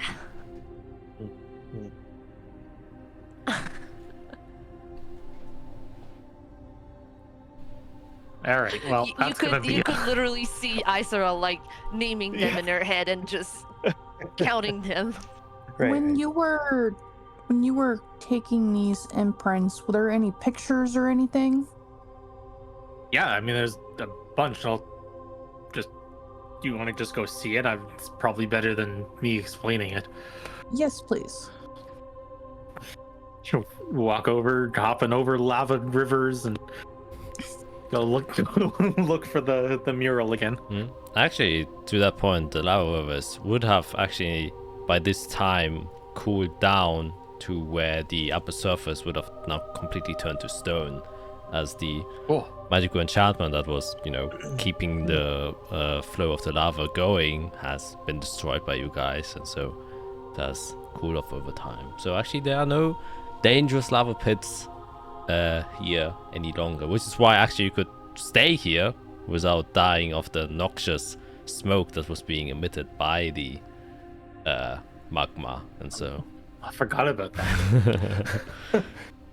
that seems to be. Oh well, yeah. Yeah. You go over, and he shows you like different tablets and kind of broken, crumbled walls that have like these small depictions of either draconic / devilish figures that are kind of fighting these weird shapen root-like creatures that seem to be sprouting from a barren landscape, and the bigger mural where there seem to be these 4 circles, and inside of these circles each one has a depiction of some sort of either entity or place, maybe, since one of them is a mountain, and beneath there is kind of like also these also a lot of different creatures. Some of them you recognize as those draconian devils that seem to be falling down some sort of pit. And one thing I didn't mention actually is that there's one line that seems to be coming from the 4 circles that just kind of goes right through it and then down the pit.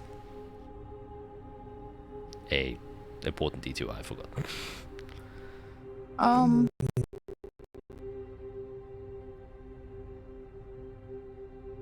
Wait.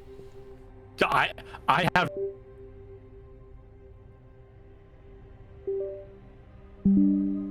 I sit, I pull out my notebook, and I just start drawing as much detail as I can because I feel like this is going to be important.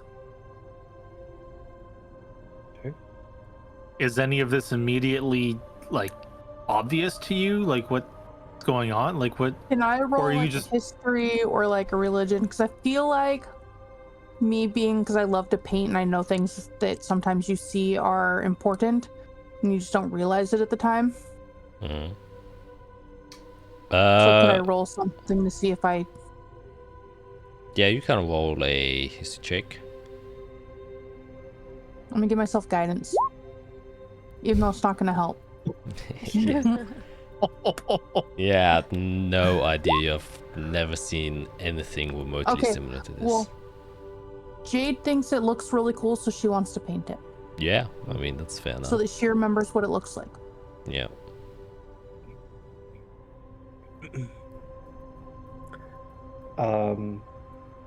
Just to cure my curiosity, I will cast Locate Object. Mhm. And I'm going to focus on the chrysalis that's in my necklace, but a red one and more attuned to flame. So I'm looking for a fire chrysalis, if there's one nearby. Yikes. Mhm. Okay. Yeah, you kind of do that. And I swear if my chest starts to glow, I'm gonna be real mad. I hope I don't look at you. How big is the range? 1,000 feet? It's 1,000 feet. Yeah, I think it's like radial. Okay. You get a ping. Oh.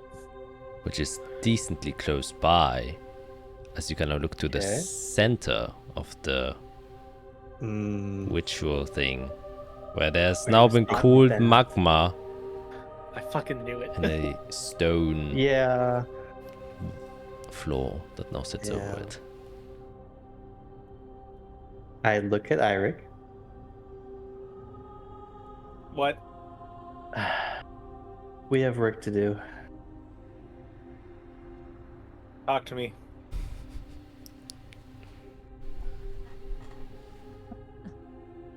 Oh, here, follow me. And I'll bring you over to the middle. And once I can I stand in the middle? No, that's cool. You can certainly try. What? Ooh, lava. Okay, I will I'll bring you like to the edge then. And then Thank you. point down. I sense a chrysalis where he was bathing.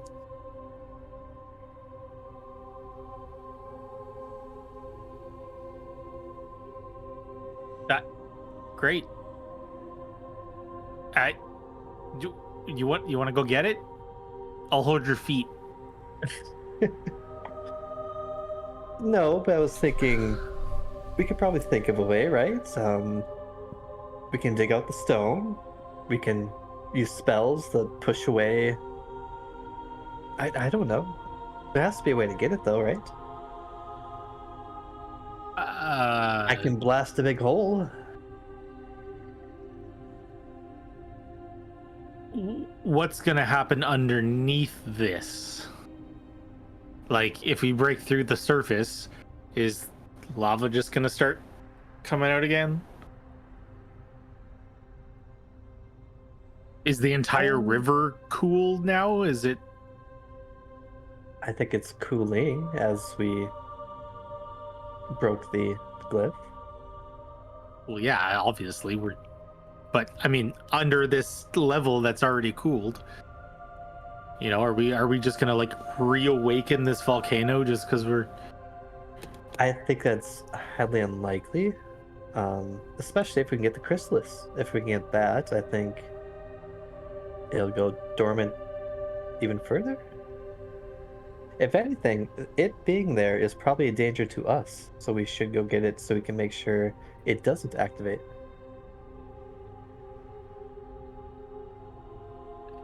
Yeah, I mean, the thing with chrysalis is though, I mean, it. Hang on, I'm out. I freeze. Yeah, I'm looking. So it doesn't say exact distance, just exact direction. So I do know it's there, and if I walk around, I can probably get a gauge of distance. Yeah. Yeah, it seems to be about maybe like between 20 and 30 feet underground. Underground, possibly in lava. Okay. They're durable. Right, so yeah, so with chrysalises, they'll recharge on their own, but if you put them in the elemental whatever material that they're quicker, yes, they charge quicker, they get back to their safe state, so to speak. So taking it out is theoretically making it less safe, because right now it's in its home.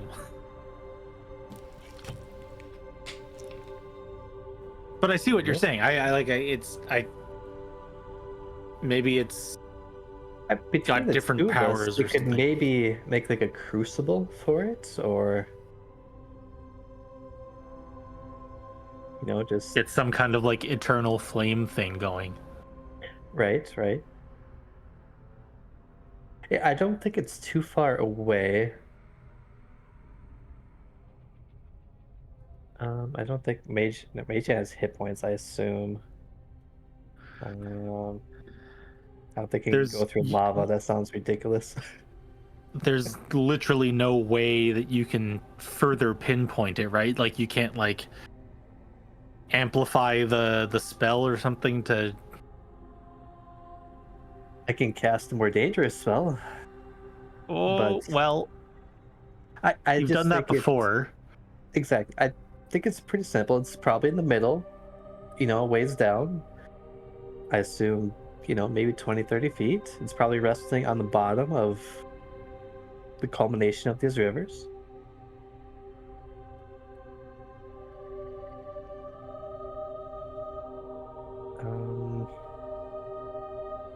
There's no. How do you displace lava? I mean, I can make a wall around the area, but not if something is in the way, I believe. I can use the force cannon and try to blast the lava away, I don't think that would work. Well, that was my guess as well. If we can't think of an easier method, like digging. Well, I mean, digging only gets you through stone and dirt or whatever. Like once we get, we had trouble holding on to the bones and stuff from the dragon skeleton because they were just too hot. What do you think? Actually, I think I can pull it out. Okay. Oh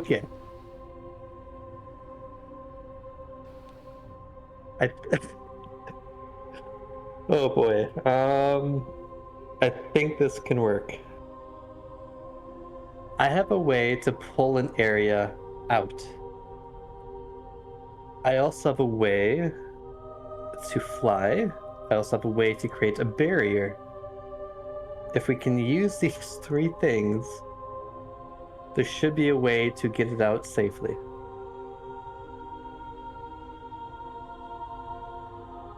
Do I hear this conversation going on? Most likely, it's sort of like Most likely, yeah.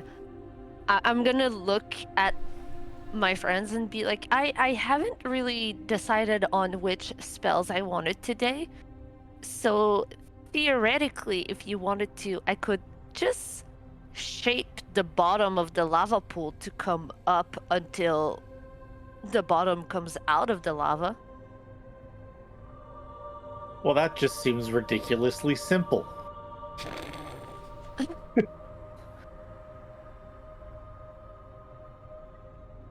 Just saying.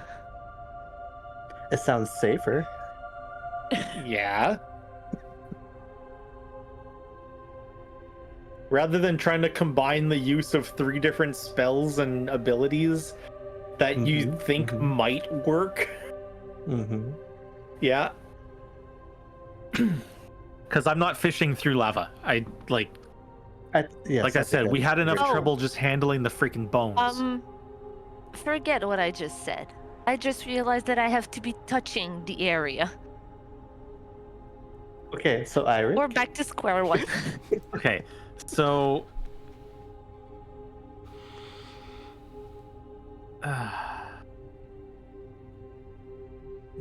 Can I remember, Jack, when I identified the fire cell stone, how effective of a resistance does that, like, when you said crush it up, you can like apply it to something or whatever. How effective of a resistance to the fire damage would that have?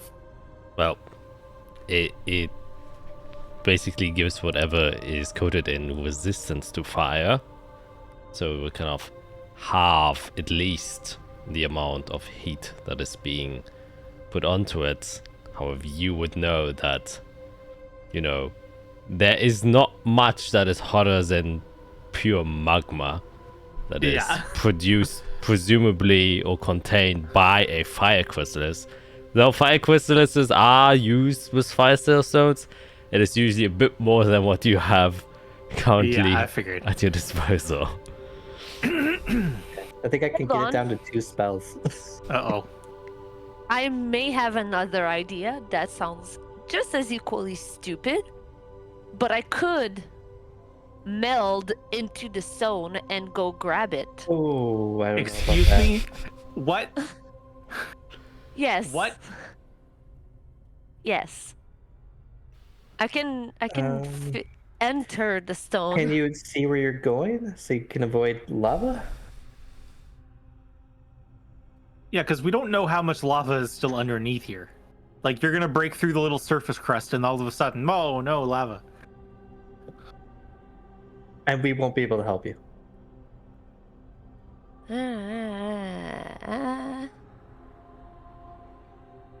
While merged with the stone, you can't see what occurs outside it. And any wisdom checks perception checks you make to hear sounds outside it are made with disadvantage. I remain aware of the passage of time and can cast spell myself while merged in the stone. I can use my movement to leave the stone where I entered it, which ends the spell. I don't like it. I don't like it. I'm just saying it's another option that I have. I don't think it's an option. I'm gonna be real with you. I don't think that's a very good idea at all. Okay, how about the? So you can teleport through Wall of Force, Jack. Can I cast a spell through Wall of Force? It's heavily dependent on the spell's description. For example, Fireball, obviously not, because you shoot a bead that explodes it. But if it's something that just lets it appear inside of a space, if it's, for example, choose an unoccupied space and it happens, which is what teleportation is, it doesn't break the barrier, and so it can happen. Yeah, so that would work. Question. Well, let's finish Fiera's thoughts first, and then come to yours. That's fine though. Could I use Pulse Wave? Because Pulse Wave is a cone, so it affects everything in the cone. So could I push or pull that cone through the Wall of Force? Not through it, but like against it. Unfortunately not. To get No. that? Okay. Yeah, because it emanates from an area, so it like originates from my hand. yeah, exactly. It's like a sucking from your hand or pushing from your hand, which would break the wall. Oh, we're gonna figure this out. Yeah, Israel. Yes. Question about semantics. Okay. The spell I am looking at says that I can choose a point I see on the ground within the range. If I point at a point in the lava, does that count, or do I have to see exactly the ground underneath it? Can you just read the wording? Choose a point you can see on the ground within range. Okay, yeah, you have to be able to see it. Okay. Yeah, it can't be buried underwater. No, I was just wondering because I was gonna propose erupting earth because it creates a fountain of churned earth, so it wouldn't make the chrysalis go flying. That would... See, this is the other thing that just came to my head. We don't even know. One, we're not even sure it's actually where we're looking. Two, it's roughly there. Is it like attached to anything? Is it like embedded in something that we have to actually work at to get it out? Or is it just kind of like floating there waiting for someone to go fishing and, oh, look, it's a fucking fire chrysalis? You're about to make a friggin' geyser. I might be able to go look safely. I mean, I can create water, but I don't think that's going to be useful. How about this? Let's get through as much earth as we can first, so we know how much lava we might have to go through.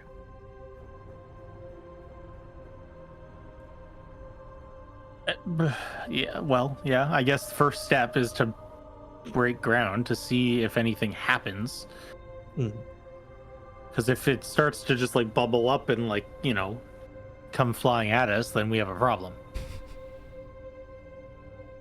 Yeah, yes. And also just cast Ray of Frost at it 1,000,000 times and see if that does anything. Ooh, that's an option, I guess. I don't think it would really work because the one time I used it, it kind of just went. Psst, it turned to steam. Yeah, that sounds right. Okay, well, you have my pickaxe and shovel, so we could get to work on an area. Yeah, here you go. Thank you. I don't know what would help me digging. I'm just not strong. Oh wait, you're straight up just Minecraft in the Nether. Is what I'm realizing. Yep. You have a pickaxe.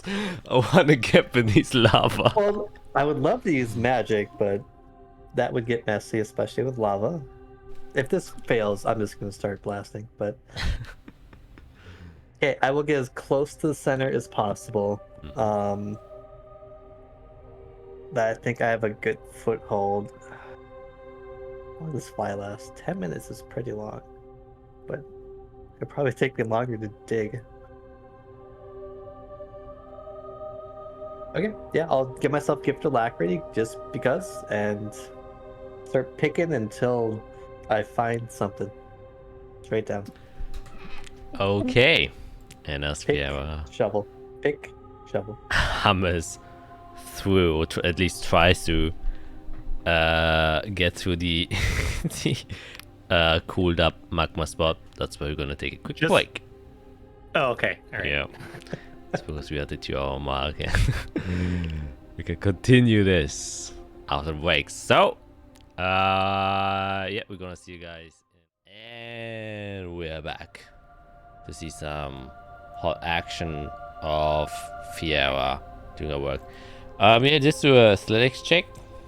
Which I was just gonna say before the digging starts, I'm gonna just tie a rope around Fiera, and I'm gonna loop it around like one of the pillars or some kind of strong anchor. So in case in case the worst happens and like the rock like crumbles away from her, we can grab her and pull her out as quick as possible. Okay, do you want to succeed on this? Would I be able to use borrowed knowledge before I start digging to try to find a version of myself that is like a dwarf miner somewhere out in the multiverse? Yeah, sure. Perfect. What? An athletic dwarf miner, Fiera.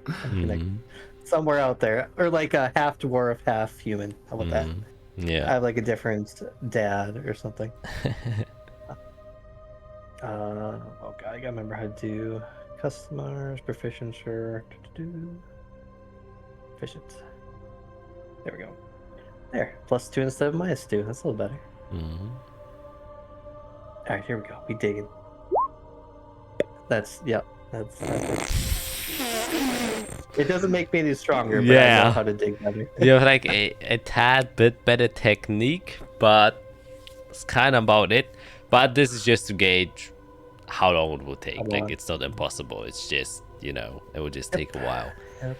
And with a 9, it will take a while. So you kind start cracking. And because it's like cooled off magma, it has a lot of... It's not just, you know, pure stone that is flat and even that you can just kind of dig through, but there are a lot of bubbles and holes and cracks where sometimes when you hit your pickaxe inside of it, just gets jammed inside of there, and you spend like a minute trying to get it back out. Yeah, it's a lot different from what I'm used to at like ruins or stuff like that. And it's definitely not soft stone or limestone, something like that that is like easily crumbles, but it's rock solid hard. So you're having your time here. So meanwhile, while the next 4 hours pass as Fiera is struggling to get through the first layer, what are the others doing? I'm standing like right there. I'm holding onto this rope. Okay. Like in case anything bad happens, I'm not leaving the area. Yep. Very fair. If she like burns herself, like go in, cast Cure Wounds real quick. Just in case anything happens. Nice. Okay. Yep.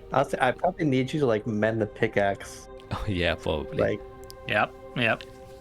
I'm just gonna slowly walk up and no, I got this. Don't worry. This is what I'm I do. gonna cast guidance on here.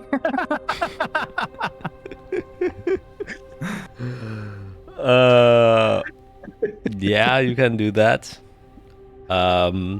Though, because this is like something she's doing over multiple hours, the guidance kind of just dissipates fairly quickly. Like she feels inspired and starts picking again, and she gets tired again. That's the point, just to give her a little bit of extra confidence, and then maybe refresh it every little bit. It's like a sip of water that you get every now and again.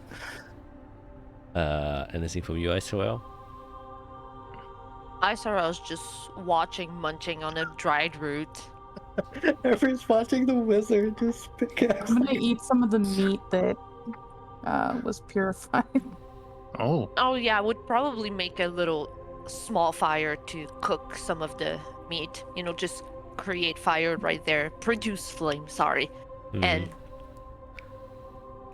yeah, so let her cook some meat and just munch on the root next to Fiera, looking like, maybe if you go there. yeah, you're backseat mining. Please give advice. Yes. Does this? So you said this was gonna take a couple hours? Like, you said? you don't know what, as characters, you don't know how long it'll take, but yeah, it will take a while, and it does actually. Can I like, instead of like constantly casting guidance, can I try to attune to this new horn? Yeah, sure, of course you can. Sweet. Okay, then while the rest of the party is having a barbecue, Fiera and Eirik are sweating. Eirik with nervousness and Fiera because of physical fatigue. And as I said, 4 hours pass as you then start to get about 5 feet deep, finally. Oh, okay. Whoa. Okay. But it's not a hole big enough for anyone to fit through. It's just, you know, like a few Right. centimeters deep. I just want to see what's down there. Is that as cool on top as it is on bottom, roughly? Is it as cool on top? Oh, that's what you Like mean. on the surface as it is at like the bottom of the hole. Well, what you will notice is as you kind of get to the 4-hour mark, you pinch through a hole and a bit of magma kind of bubbles up. Oh. Is that good sign or bad sign? Good sign or bad sign? I'm gonna get out of the hole. Oh, well, like I said, the hole that you dug isn't deep enough for you to even fit through. Right, like you okay. just got kind of managed to make like a kind of cone shape Yeah. that reaches the 5 feet mark. You know, like when they go digging in Antarctica, they send like this giant like tube down into the ice. That's basically what you're doing. Yep. I mean, Yeah. again, I could just take out the cannon and blast at it and see what happens. We blasted through a wall in the cave down at the like our second day together that started all of this journey. So we know it can theoretically burst through stone. Well, here's a lovely hole for you to aim at, and I'll back away. Okay, I'll take out the force cannon and or force ballista and put it together and see what happens. Okay, you aim it down and it just shoots. Just roll the damage that it does. Let me go find it. Force ballista damage.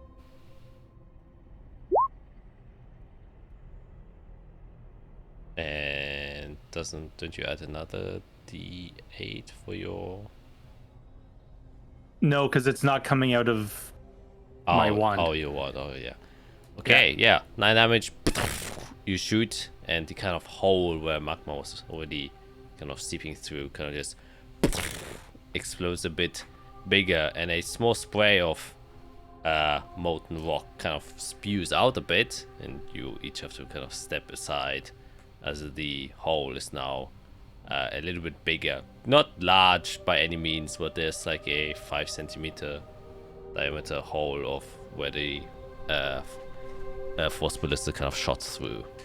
But underneath there you can see it's just a pure magma that is still kind of residing there and bubbling. I mean, it'll work. But at what cost? Like, what are we gonna do? What? Can you make it big enough for a person to fit through?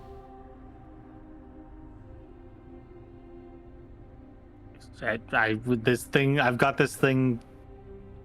It stays for an hour, so we can go at it for another hour with this force ballista and probably make a hole big enough. Yes.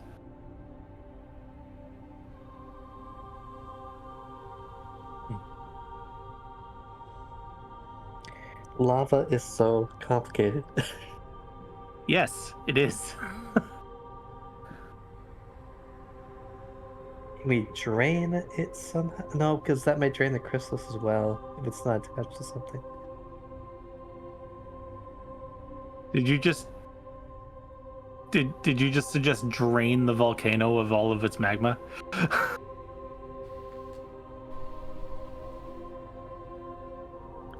I'm workshopping.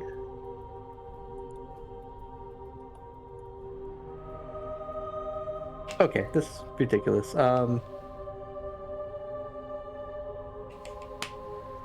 Yeah, let's just get this over with. If we're gonna use force, then let's just use force. Yes. Yeah, let's Oh. Okay. All right. Boom. Just go at it and. Okay, continue shooting. And what are you exactly trying to achieve now, Eric, with shooting? Like, are you just trying to make the hole bigger? Because it doesn't get much deeper, since you would just Fiera said she wanted to make a hole big enough for a person to get through. Okay. So, something just bigger than shoulder width apart. 2.5 feet, maybe. Yeah, then just make an attack roll, and that will determine how long this will take, and just to see how long your cannon will last. Oh my good lord! Well, plus your attack. Since that is a straight D20. Fine, 9, 10. It's a 10 total. No, that's not. No, it's a I'm 12. to the chronal shift. 12 just to speed total. Things up because I don't want this to take all day. We have 2 days. Right? We're relaxing. The girls are just listen. We're having a typical 4th of July. The girls are eating barbecue while the boys are just up to some shit. Oh, Yeah, that's fair. oh my god. I mean, what else am I using chronal shift on today, though? I want to see if it can work an Irix cannon. So I will try to chronal shift to give it like a mini haste. So it's like, Yeah. sped up a little bit. Okay. So you can roll again. I roll again. Mm-hmm. You see me kind of fiddle with my locket. Holy shit. Is that good or bad? You just put it in overdrive. Taste. And it's just Eric's like, how'd you do that? What the fuck? becomes a Gatling gun. And in just 5 minutes, the little force ballistic cannon has evacuated a hole, completely demolished parts of the rock that is big enough for a person to comfortably dive through if they wish to go swimming. And now you have this basically kind of like a tube that leads into a magma pool. Alright, I'm gonna take my cannon and quickly detach it and just... Okay, let that sit. Let it cool off. Okay. And I just point to the hole and be like, your turn. Yeah, I have a plan. I don't know how this works, so I'm gonna have my mage hand come out, and then I'm gonna dip it in the lava and dip it out to see what happens to it. Yeah, you dip it in, and as soon as it touches the lava, it just dissipates. Yep. Okay, so that's not an option. Good to know. I just love how since we've been in hell, we've become scientists, just trying all sorts of shit and seeing if it works. If there's a place to do so, it is hell. We're like, there's no consequences to the world, to any of the shit we do here. That we know I mean, of. to be fair, we didn't come across many things when we were in the real world that we could have done this to. And suddenly we're here, and all of a sudden we're like, oh, we've got a dragon skeleton that has magical properties. Oh, there's a fire chrysalis down here. Like,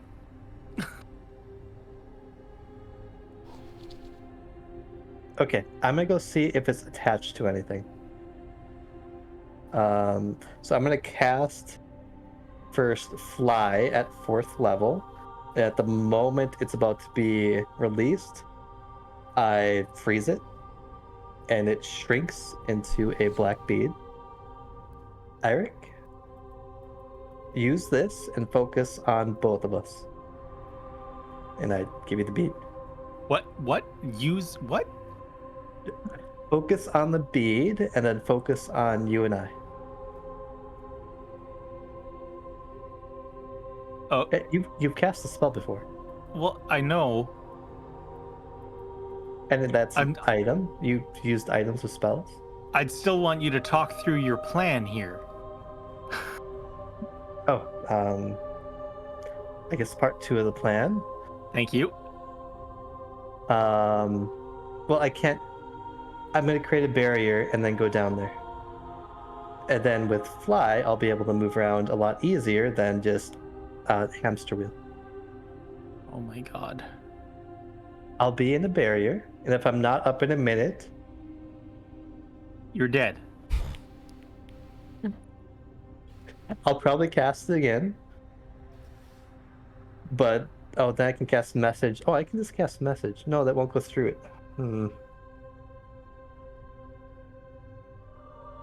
Just give me 1 minute down there.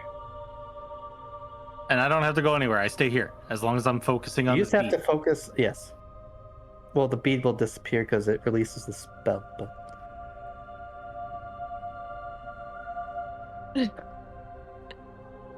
I'm gonna turn and look at Izarel and Jade and just be like, I'm just munching.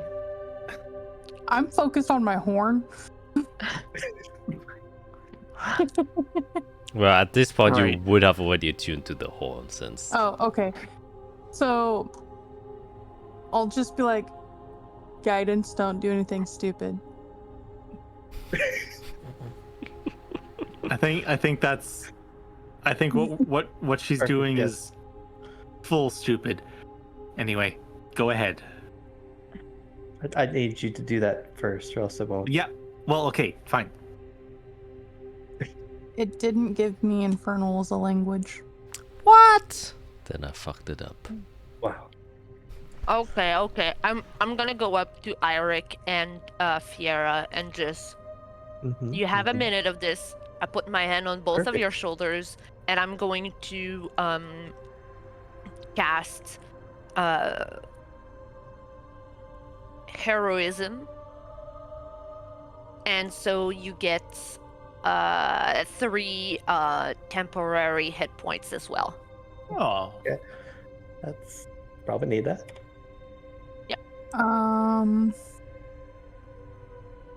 Let's So see. you cannot be frightened. Oh, no, that's frightened So by the Eirik- lava.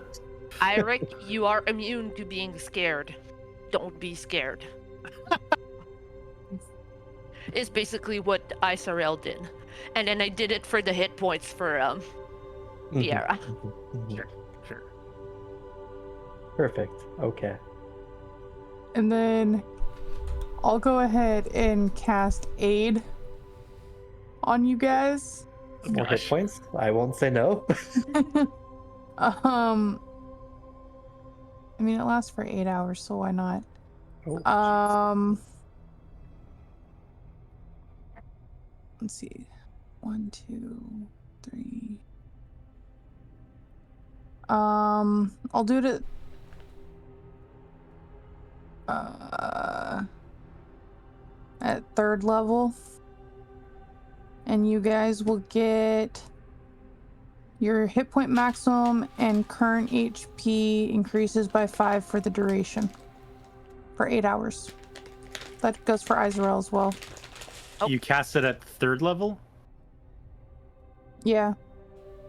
Because at 3rd level, aid goes up to 10. Oh, yeah, my bad. Even more. Increased by an additional 5 for each slot level above 2nd. So it's a 3rd level. Okay. Whoop whoop. Okay. Wonderful. And yeah, I'll be ready to intervene if something goes wrong. perfect. Like I said, if I'm down there for longer than a minute, then that's the time. Okay. Yes. All right. I'll start focusing and doing whatever I need to do. Yeah, as you focus on the bead, you kind of see it unravel, and you see the makings of a spell being released, and Fly at 4th level is released, and you feel it tethered to you in some way, as you have to concentrate on it. Mm-hmm. And you focus on both me and you. Of course. Perfect. Then it's almost like gravity is no longer affecting us, as we both are able to fly for 10 minutes of your casting. And then as soon as I start floating, I will put a resilience sphere around myself and then kind of test it with flight to see if I can fly with it around. Because I've never done that before. Yeah, I guess nothing speaks against it. Yeah, it should be able to move. Yeah. So that's just like, okay. The hamster flies. Flying hamster. Oh my god. And then, because I know I have to hurry, I will take it and go down the hole and fearlessly go into the lava. As I go. Okay. So you kind of fly around and you just see like a floating golf ball. Whew, whoop, goes down the hole. However, as soon as the ball touches the magma, you can hear the searing heat just going across the surface of your sphere. But the one thing, and a minor problem that you are having, is trying to break through the surface of the magma just because of the density. And you realize that with your fly alone, you don't generate enough pressure, so you probably need someone or something to kind of, get you inside of the magma.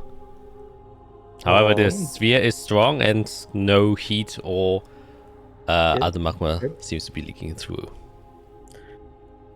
Okay. So I think you see me just kind of come back up and then go down. And then back up and back down again. Actually, you can make a straight intelligence check just to maybe see if you can just force your magical energy to kind of. Oh, that's not bad. 16. 16. I would say you just kind of focus all your energy in your fly spell to kind of generate as much force as you can, and you do see that you can slowly push a bit of the magma aside and you kind of start to submerge a bit.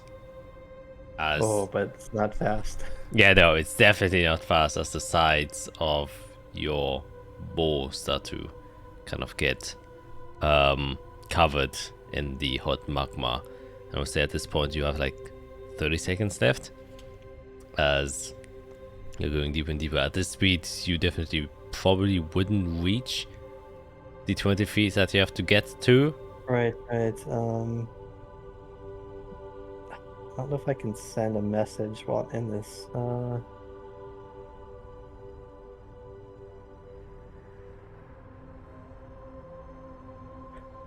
It can go through solid objects, but resilient sphere. Oh, spells.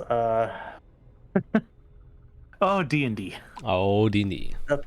No, can't pass through the barrier. Okay.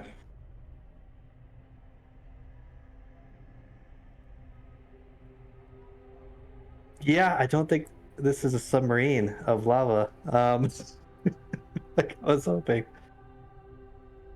Okay, I will come back up. Release the sphere. Like Glinda the Good Witch in Wizard of Oz. Yeah. Kind of just floating in the air. Yeah, I don't think that's gonna work. I'm just flying back and forth just because I can.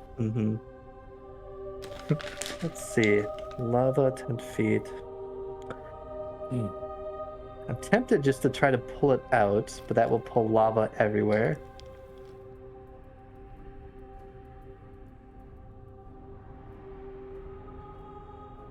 My complete weird sort of analysis brain is wondering if there's some underground passage that maybe this thing isn't in the lava or the magma, and that it's just under. Well, this is where the rivers converge and the spell's center is. And if it's a fire chrysalis, like the spell told me, then it should be able to sustain itself in lava, right?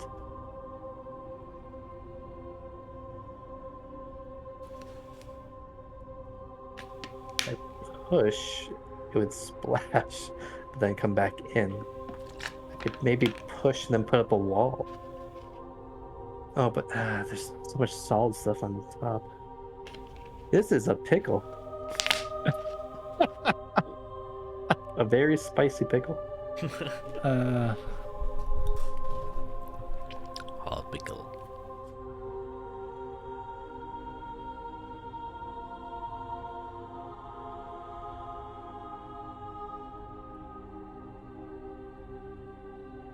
Could we make a tube that goes down? No, because wall of force doesn't move. Do I have to see with wall of force? Because if I make a wall of force that's like cylindrical going down, or like a square is going down, and then we could get the lava out, we only have to get 5 feet of lava instead of an entire pool. Oh man. I'm a wizard, so I'm only thinking with spells. Yeah, well, I know what you're suggesting, but I don't exactly have like lava mining equipment. Like,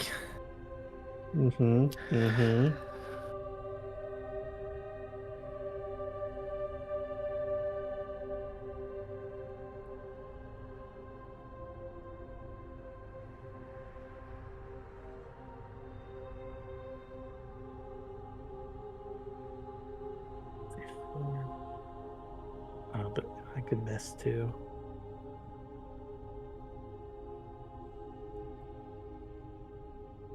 realistically, anything that we can come up with that is mechanical or physical is just gonna disintegrate. Yeah, I would agree. So honestly, magic is the only way this is working.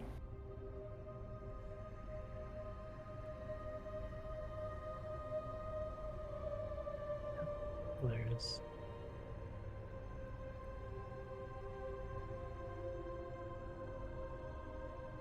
Unless, I mean, we didn't do anything to any of the other pillars that were connecting the magical whatever, the magical field. If we went and like destroyed all the other ones that are connected to these lines, maybe that is the drain that you were talking about. Well, I think it would just cool it down even further and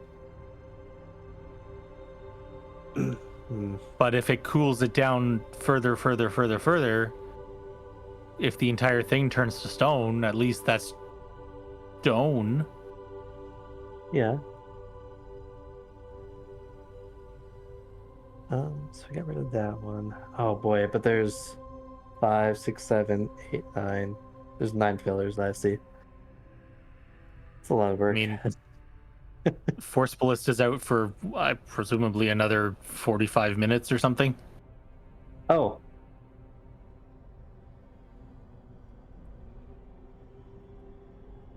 Okay, want to destroy one, and we can see if the lava at the bottom of the hole cools more quickly. Yeah. Let's, start with ones further away that are connected to more lines, or start with these close ones right around the middle. Okay. Kind of what I'll do it in is whoop with your force ballistas and just start blasting it, making a bit of a ruckus.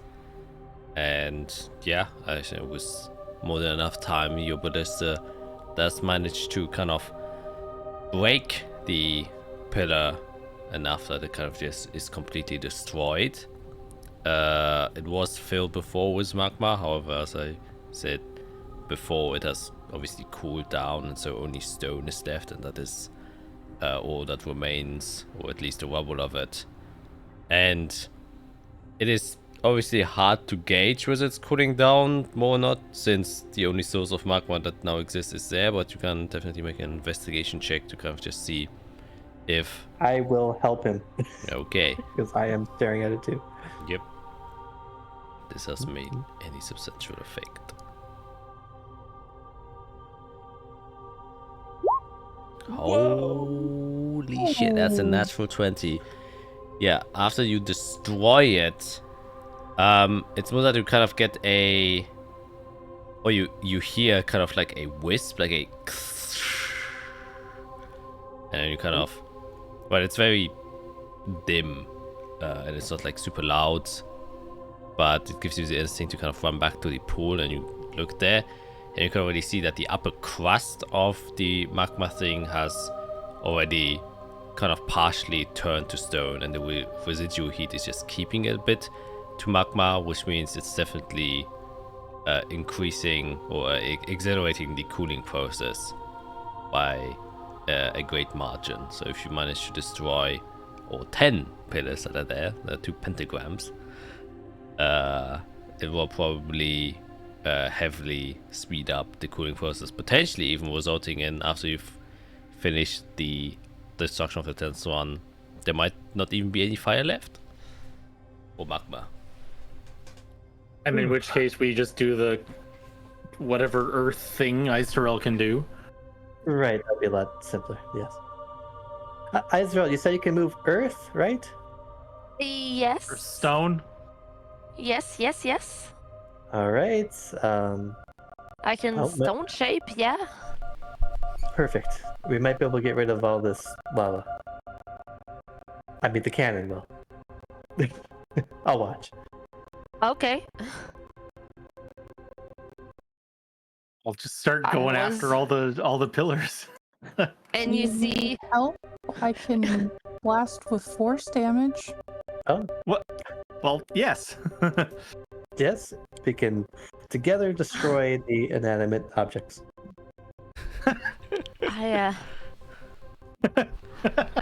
As you ask, like, if Iserel can help with the stone stuff, you can literally see her, like, being like, oh, okay.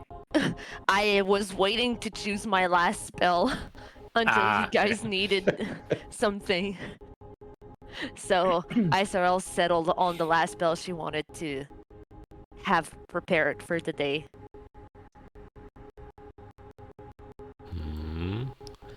Which means I cannot help you with force in any shape or form.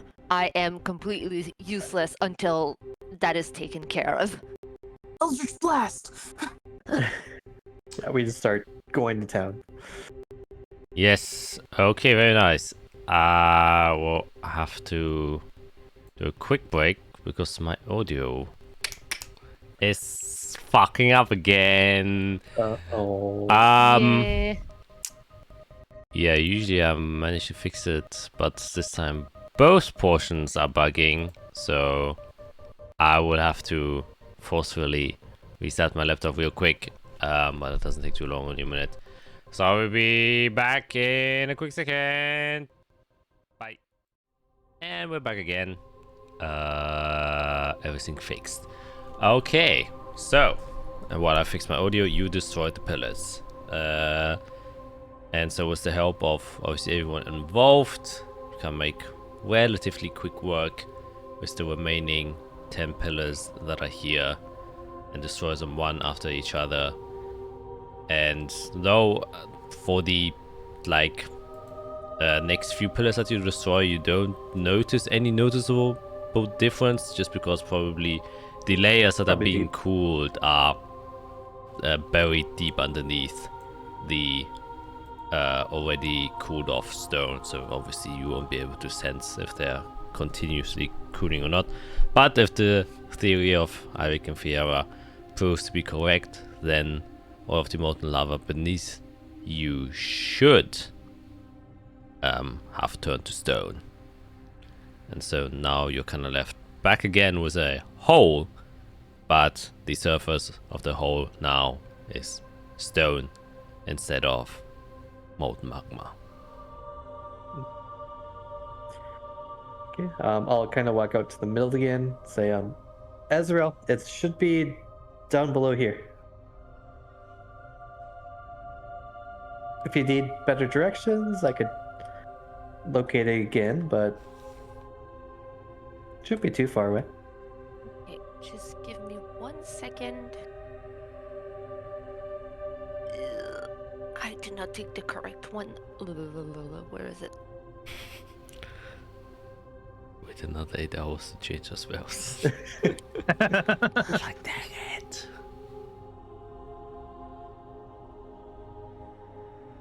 Where is it? Ah. Oh, there it is. Okay. So you said, oh, you said roughly here? Yeah, I kind of just point to the hallway already made. Roughly down below here, like 20, 30, 40 feet would maybe be too far, I'm not sure. Okay, so I would advise everybody to walk away. Fine. I'm also going to walk away. I'm gonna Healy my way around. I'm gonna stand exactly 120 feet away from the center of the area. Oh, that's far. Super far. Okay. I'm backing Yeah. away as far as I possibly can.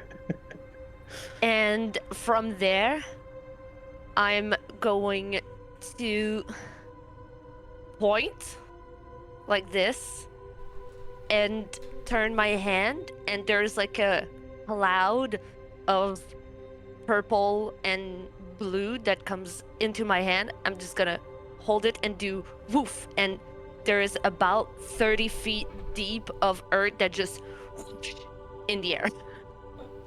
30 feet deep. Yeah. Does the spell specify that? It is basically, oh no, sorry, it's 20 feet. So it's a 20-foot cube. So there is a 20-foot cube of earth that goes whoosh. Flying into the air. Okay. Yes. Yeah, you I'm looking for chrysalises. kind of just step back and then you just see a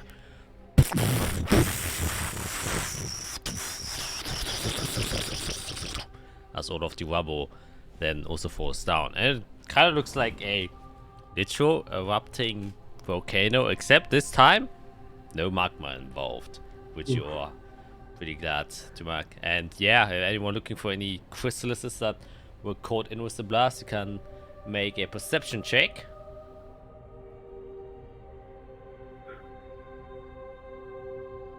God damn, 25. Whoa! Very Holy impressed with shit. my work. Look, if it's a magic item, I'm looking. Yeah. Anything else, I don't care. Yeah. Yep.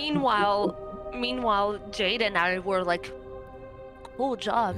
Yeah, that really blew. Yeah, you just return to your barbecue. You're like, okay, job done, and then you just start eating again. Thanks, Ezreal. And yeah, as soon as this kind of all spews up, there is one glimmer of kind of red light that Fiera and Eirik, you both catch, as you can see what seems to be a red kind of orb sort of just is in the midst of the rubble, and you just kind of lock your eyes on it. And Eric was a 25, you obviously as well, as then falls down to the ground that is kind of on the eastern island and plops just there. Clunk, clunk, clunk, clunk, clunk, clunk. And both of you can, as you have seen it, fairly easy make your way towards it. And as you get closer and look to the ground, you can see I have to specify. Each 5-foot square portion of the area requires at least 1 minute to clear by hand. So you would, yeah. So it's a earth eruption that takes like a couple minutes. Like it's like a geyser of earth. Yeah. Wait, no. More than explosion. No. It basically it shoots, and then once it falls down. Oh, because if you're looking, it creates difficult terrain, and to get rid of this terrain, to like make it normal terrain again, it would take work. So it isn't a continuous geyser. It's just the earth that erupted has now created a terrain that is obviously just rubble, and to get rid of that rubble, you would have to spend that much time. So as you're kind of walking over this rubble, luckily to not have to dig all of this up by yourselves, that would have taken a shit ton of time. You see this chrysalis, or you assume to be a chrysalis. It is a red orb that is, however, a literal sphere that is as big as a it's about this big, which is a medax-sized fire chrysalis that's lying there. So a bit bigger than an apple, smaller. Looks like a baseball. Yeah, a bit bigger than a baseball. Obviously you guys don't know how big my hand is. So this measurement, I'm realizing, isn't the best. It's smaller than a cantaloupe, but bigger than a... It's like as big as an orange, like a big orange. That's the size of it. Yeah. Yes, I don't want to touch it directly. I said baseball while imagining a softball, which is bigger than a baseball. Yeah, softball probably is. Yeah. Yeah, the right size. But it's completely a perfect sphere, which means it has been kind of polished by someone, something. Cool. I'll reach for it, but a mage hand comes out and will try to pick it up. Yeah, and then almost make some of these sounds of like a glass orb as you pick it up. And it's pretty weighty, actually. I think your mage hand struggles a bit. It can only... Max of 10 pounds. Yeah, so actually wouldn't be able to pick it up. Oh. Like, it probably like lifted a bit of the ground, but then it kind of just falls down again. Okay, interesting. Would you be able to create your tower? With the treasury, so this way we could haul it into the tower? Right, that's probably a good idea. I guess, do you think it's safe to touch, Eric? You mentioned it maybe needing a specific environment. Well, I mean, it doesn't drain energy unless you're like actively using it for something. Do I have wrist pocket there? Don't. Jack, the fact that it's polished and like nicely tooled and everything, does that like mean anything to me about like how strong it might be, or any differences to just a standard, untouched chrysalis? Yeah, you would know that you polish it for a reason, which is the smoother the surface is, the more efficiently you can take energy out of it without it having like any kind of dissonant outputs. So you can control the output of this chrysalis a lot better. Ooh. And Yeah, right. That's what I knew. I knew that. I just couldn't remember the specific. Yeah. But you would also know, like, it takes a master craftsman to be able to, properly cut a chrysalis to the point where it is. Seems wildly dangerous. Yes. Do I have any knowledge of those craftsmen specifically? Like, do I have like a name in mind that I might remember? Like, who's the one person who's able to do it, kind of thing? Since you kind of specified that you didn't get too much involved with the people that were working there, you knew that probably some of your co-workers, or at least one of them, like you have their expertise in fields, was probably responsible for that, though you probably never inquired more deeply since, your association was that you left on a low key.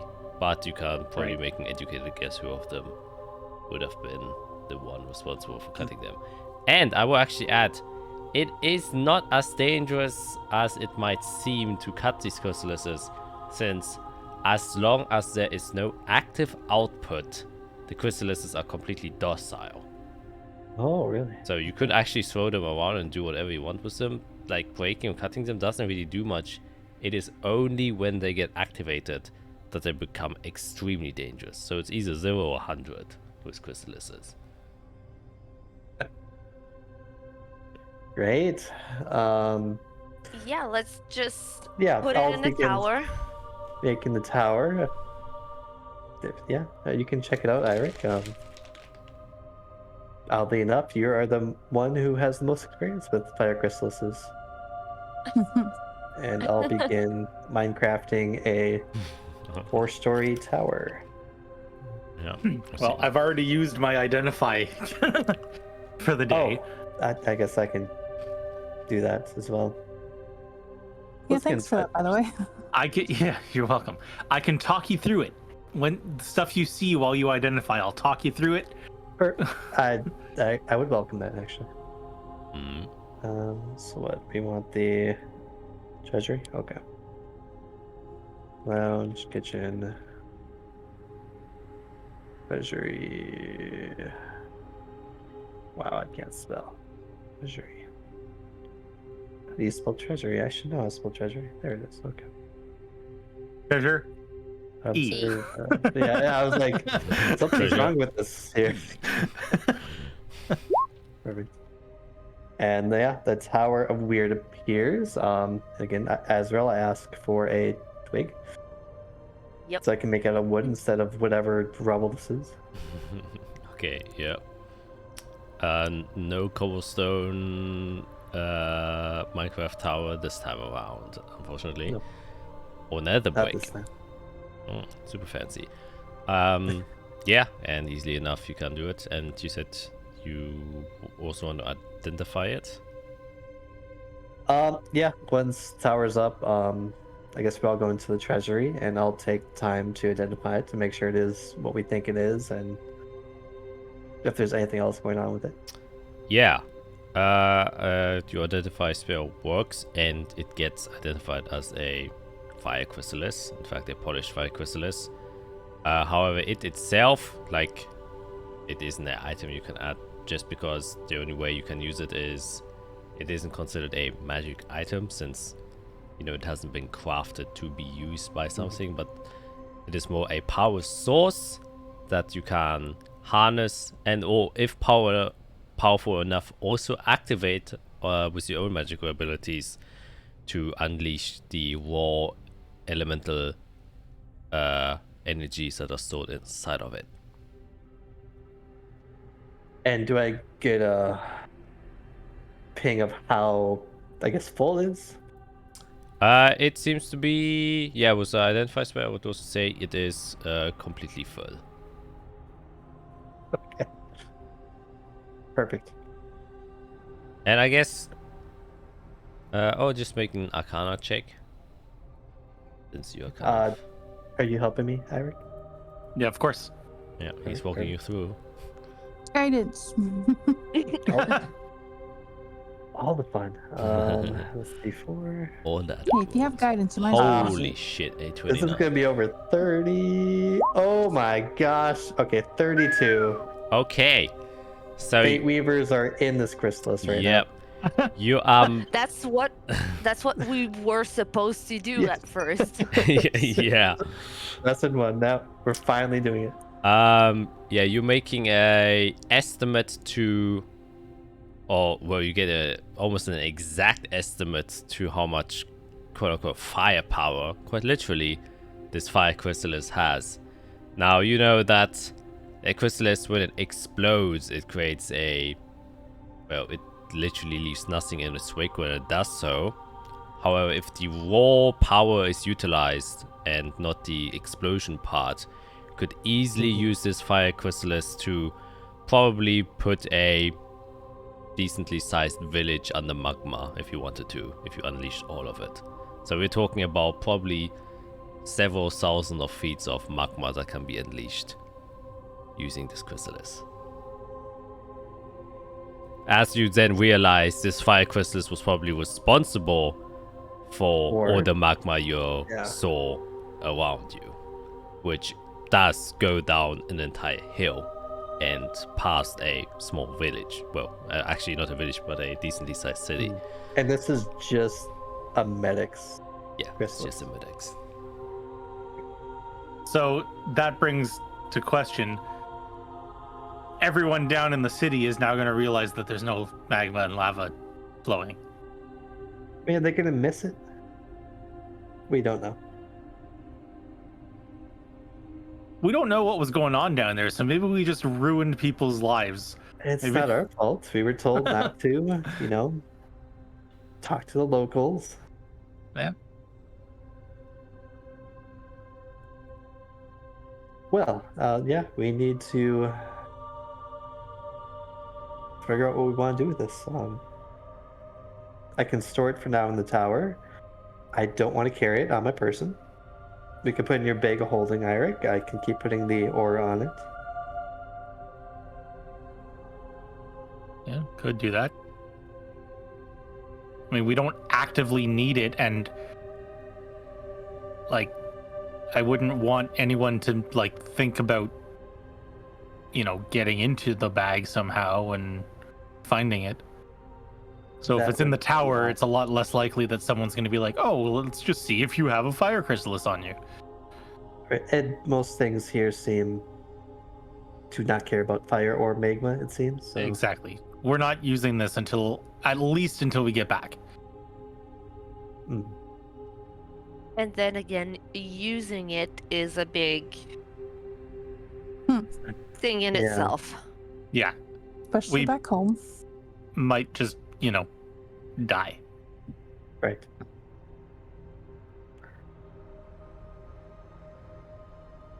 Because if that thing falls into the wrong hands, yeah, a village turns to magma, or an army turns to magma. Yep. Well, No, isn't this what the whole mission started out as? Is to share chrysalises or not to share them? Oh wait, Jade doesn't know that. A random My question. The long lost souls of Arya crosses you guys' mind. We all just hear Arya's thoughts. Just. Yeah. My bad. Isarel gets a shiver. Arya would wonder if we're doing the right thing right now. Mm-hmm. Right. Oh. While we're in here, could I identify the big bone? Yep. See if I get anything off of it. Oh, the huge bone.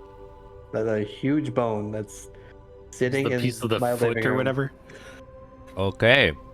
Oh yeah, it was a claw. Big ass dragon talon is what I wrote down. I mean, yeah, you're not wrong. Okay. Yeah, you can cast Identify of it. And you would get that is the big talon of an Infernal Obex Keeper. That Which sounds fancy. is not an item you can add just because, once again, it isn't a crafted item. Right. And I'm not going to carry this around. So. yeah, exactly. And what it says in, or what you get also as part of the identify spell is, let me read this correctly. Yes, a talent that was able to use parts of the power of Invective, the Archfire Spark.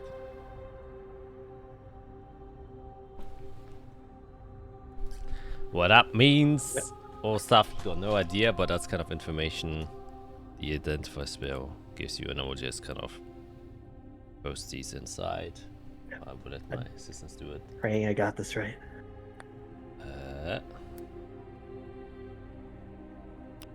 Interesting. Tuss. I thought it was Tiv. And it is from a...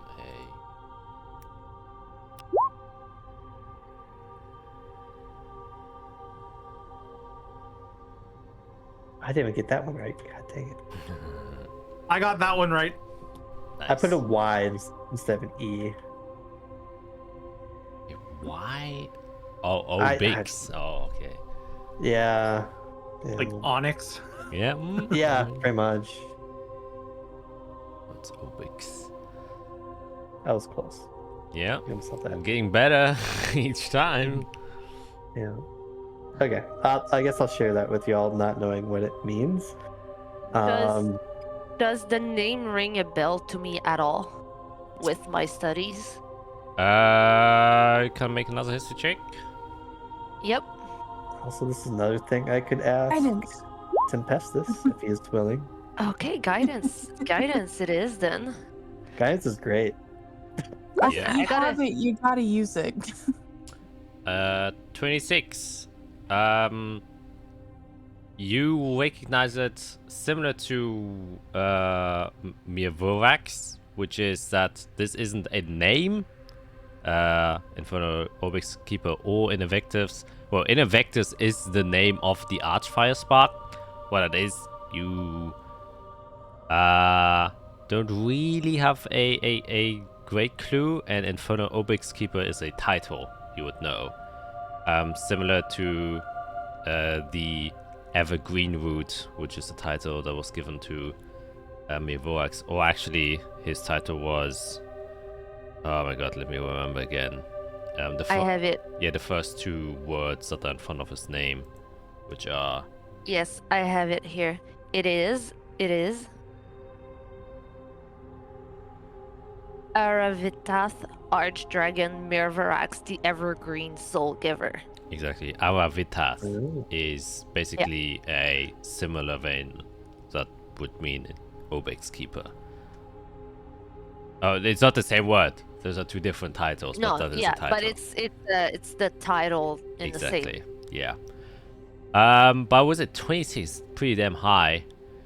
Archfire Spark not necessarily rings a bell, but like in the vectors and stuff like that, does kind of jostle some sort of memory inside of you, just because most of the things you kind of researched have, or like kind of the natural spirits and deities that you pray to Servalon, or Servalon often deal with like primal elements, which is like the first coming of the things that you know of that exist today, like the first fire, the first water, the first cold, and stuff like that are kind of the first things. And so usually when things are referred to as arch, or like, you know, archdragon or something like that, often refers to that they are the first of their kind, and meaning that Invectus might potentially be part of the first element or the first flame or something similar like that. Is the most educated guess you can make. I would share that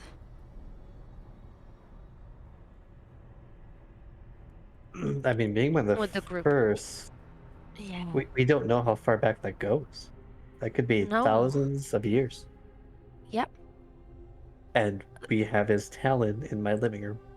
Yes.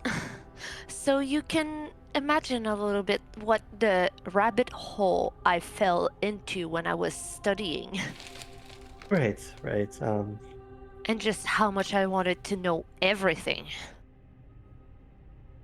There's so much that's been lost. It's yeah. Okay. Well, before I get too sidetracked, do I know how much it would cost to get this chrysalis attuned to the treasury? The chrysalis would. What was the original price? It was 200 gold, right? Tower weird. 100 gold for new stuff is what I wrote. Okay, 100 gold. Oh, Yeah, the chrysalis actually just 100 gold. It isn't more. thank thing. God. It isn't Sorry, a thank you. huge ancient dragon relic Bone. that contains the power Like, of I had Invictus. high hopes for that. Okay. 100. Which actually, I also be as kind as to say that you have now both Invictus, or the Claw of the Infernal Obelisk Keeper, and the Chrysalis, Mhm. and you kind of gauge the power contained in the Claw is greater than that in the Chrysalis. I assumed. Yep. Okay. So I have 2 gold. I can definitely help you out here. It will be my pleasure. I am the poorest level 10 wizard in existence, but I I'm mean- extremely poor, guys. I only have 15 gold. I let's can- go I am down, poor. get a job, just we have a day. Mm. I'll give you 10 pieces of platinum. That is perfect. Thank you, Izrael. This goes back to what I said yesterday, though. Like, we're doing this really for nothing. Like, we didn't have anything saying that they were gonna pay us money or whatever. It was just kind of like a handshake agreement. And here we all are in hell. The thing is, I Yes. feel like they don't have much here. No, I'm just talking about back in like the real world. All Oh, the stuff that we kept going on, like our entire journey has been based on literally not money. I was mean, told that's I had true. to come help you guys. That's all I was told. And you have. We're glad you have. I would say the one thing we are gaining is powerful allies. We are gaining a plethora of information, most of which we still don't understand. We're gaining very powerful artifacts that, again, we are barely scratching the surface of understanding. All stuff that's gonna get us killed if anyone finds out about it. I would even argue that the influence and the allies that we are making and gaining is probably going to be more useful in the end over any type of money that we can get. Of course, I would love if we got paid for what we're doing. Like, don't get me wrong. I feel like we really got shafted in the pay department. But Right. at the same time, like, we can't deny that having Cephicus in our corner, some devils working with us in hell, is not going to be more useful than gold. I agree. I'm not saying it's not useful. Just relatively speaking, Oh yeah, we still In- have nothing. in a world where gold and platinum just makes everything go round, we are poor. Yeah. Well, it's something we can work on in the future. Try to tip it a bit more away. Also, gold doesn't feel very useful down here. Unless you're trying to attune things to your magic tower. Which we've been more successful at finding stuff to attune stuff to here. That's very true. Well, to our defense, a lot of the magic stuff is also found, kept, and hidden away by the Lichnius. And no offense to you, Fiera. Oh, no, I hate it. Do you know how many things I've found that I had to turn into my boss? And then he was like, well, these have to go behind the vault. This is a special vault, by the way. Yeah, it's... Why does that not surprise me? Yeah, I'm not even surprised as well. Is that the next task? We're gonna break into the Lichnia's vault? That sounds like fun. No, it doesn't. No. Oh, here it is. I don't know if I can pronounce this.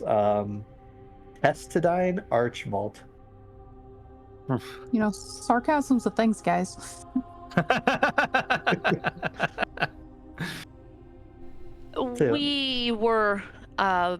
We have to be careful with sarcasm because Or in hell, what are they gonna do to us? it's just my best friend, whenever she would say those things, it was unironical and she was actually thinking it. Okay, fair. So we have to be careful with sarcasm. Okay. Unfortunately, it is True. absolutely nothing about you. I'll do my best. So, to get back on point, I think there's two things we could do right now. A, I could contact one of the three that are magically sleeping in the tower, or I could try to. Or B, I could try to contact, a lot of these are try, to contact Tempestus again. He seemed amiable to answering questions. Maybe another ally in her corner. Oh, sorry, Eirik and Jade, I made contact with the Everstorm. She spoke to the storm around our continent. Yeah, she did that. She says it has a face and everything. Yeah, 6 How eyes. did you do that? What kind of magic did you use to do this?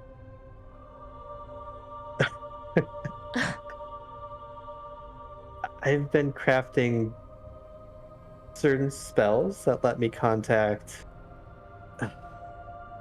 things in different ways. This one lets me kind of leave my body for a bit, go somewhere, talk, and then come back.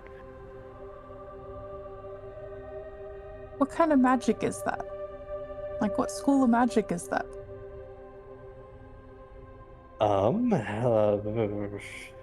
You think I know off the top of my head? I think it's divination. Yeah. It's kind of like a branch of divination.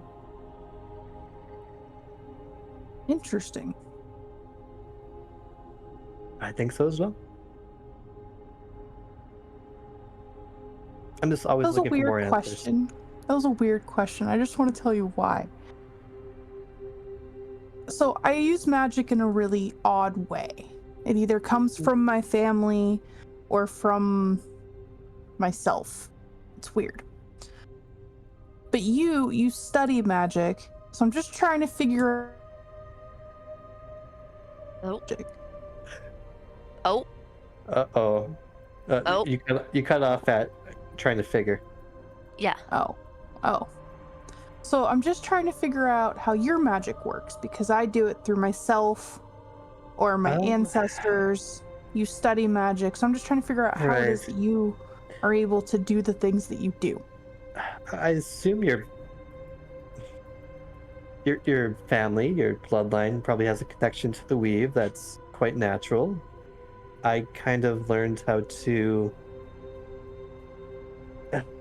put myself into the weave and kind of will it to move a certain way or another, and I use the spells to make that will more accurate. You know what the weave is, right? Oh, I guess there's multiple weaves.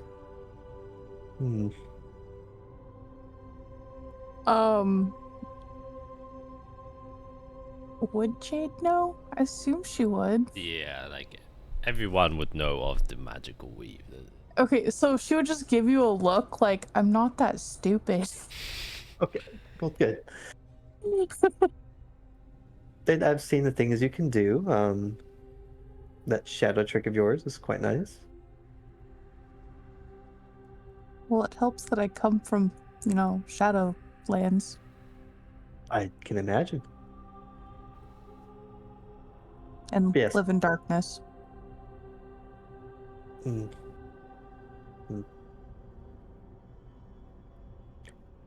Well, so what does everybody think about contacting one of these two?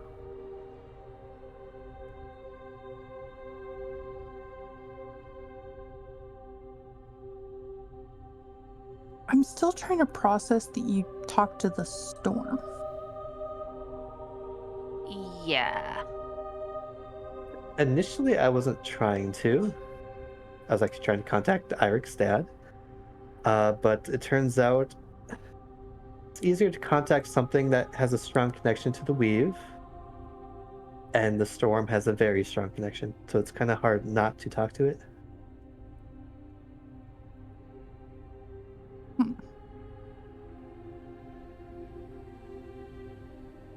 And I think it spoke Draconic, or like a weird Draconic.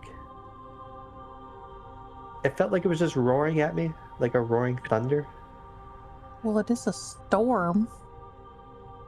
Exactly. Dang, Jade's feisty tonight.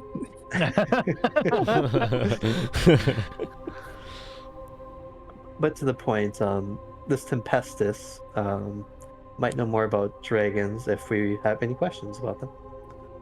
Like this Tiamat. Who, what, where, purpose? Are they friends? Are they allies? Are they enemies?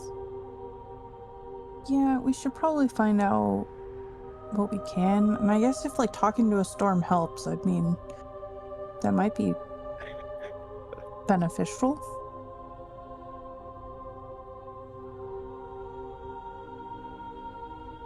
Ultimately, it's your magic. Whatever you feel more comfortable speaking to. Yeah. I mean, both have great risks.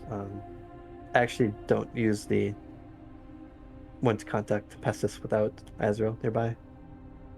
There's a large risk that my mind will kind of unravel before it comes back. And what you need to follow through on these statements here. I mean, there's no but. There's a chance that could happen. Okay, but what does unraveling your mind mean? Do you die? It shouldn't. It just might take me a while for me to put it back together.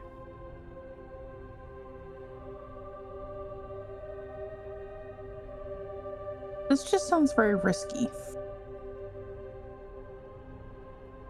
There's ways to mitigate it, but I think the information's worth it. Well, if we talk to the storm, I can ask about 5 questions before I get pulled back. I think I do want one of them just to be if they're still open to conversation, because I don't want to be rude.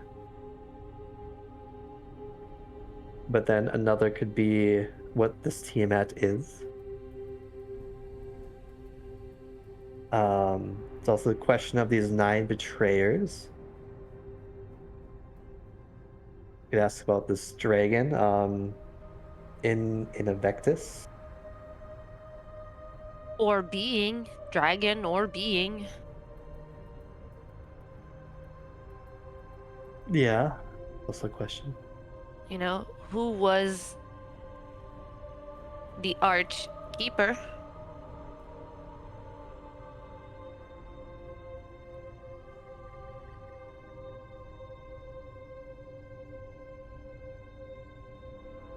Do you know if the Did you hear about the Archkeeper from the Fae?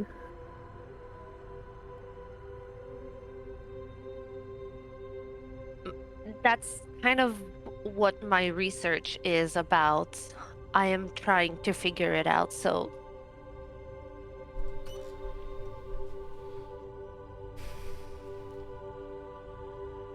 a lot of this knowledge has been lost, and I'm trying to reconnect it to hopefully heal the weave.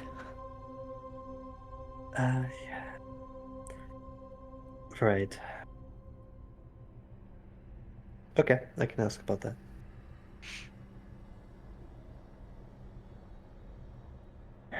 Do you have any questions about yourself, Eric? Oh boy. That I could ask Tempestus, and they might know if they know things about dragons. And we know there's like lightning chrysalises, so I assume it would be familiar with chrysalises and their effects. It charged this life chrysalis in my necklace.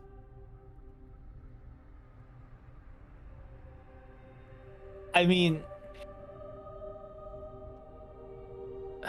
I don't want to take up a whole question for myself.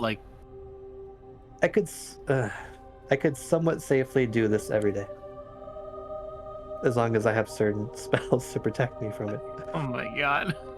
But also, Eirik, learning about you and what's happening with you is going to help us preventing any harm that could come your way. And just learn more about what's going on with you and maybe have some answers, and instead of just living with, well, I'm becoming a scaly boy and that's it,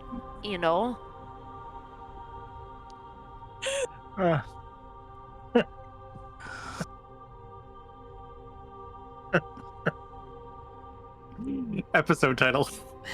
Becoming a scaly boy. Yeah, no, I'm not opposed to learning about what's going on. The hesitation I have is that it doesn't seem to be doing much very quickly, right? Like whatever is happening pretty slow. Yes, sure. When I met you a few weeks ago, you had scars, and now a few weeks later, they are becoming scales. That is very slow. Yes. Yes. Sarcasm. I thought we couldn't use sarcasm. No, okay, fine. I agree. You're right. It's just, I'm concerned that us becoming more and more in contact with chrysalises may accelerate whatever is going on with you. Yeah, and now we're traveling through planes as well. I just want to keep you safe. A plane where we found a fire chrysalis. Of all chrysalis. We're in hell. We've seen dragon bones. We've seen dragon-like creatures. Are you really that surprised? We've seen a dragon. I don't want to think about that. Oh, I guess Jade, I know you've had a run-in with a dragon. If you have questions that you're wondering about that somehow this, being might know, maybe you could ask. Jade's face just goes stone and like a dead look in her eyes. Or not. That's fine as well. And that is very optional, if you do have the question slot available for it, could you ask Tempestus where the fuck is Servalon? Oh. That's a great question. When I tried to reach out to Servalon in the Feywild, I essentially couldn't find them if they were there. Because I assume Servalon has a strong connection to the Weave, so it should have been easy to find. From my understanding, Servalon is not in the Feywild, and from what Big Tree Boy that we met a couple days ago said, he's also not in the Feywild. He's somewhere on another plane of existence in one of these orbs that rolls around in the air. Right. Okay, yeah, I could ask that. You sense in Isarel's way of speaking that she is kind of angry at the situation. Well, to be blunt, if Servla went against the creators punish those who went against them, which means Servlon is probably serving a punishment somewhere.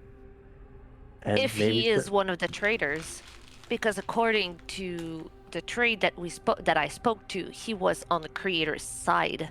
Oh, right. Yes. So he shouldn't have been punished. Interesting. That's what I'm wondering.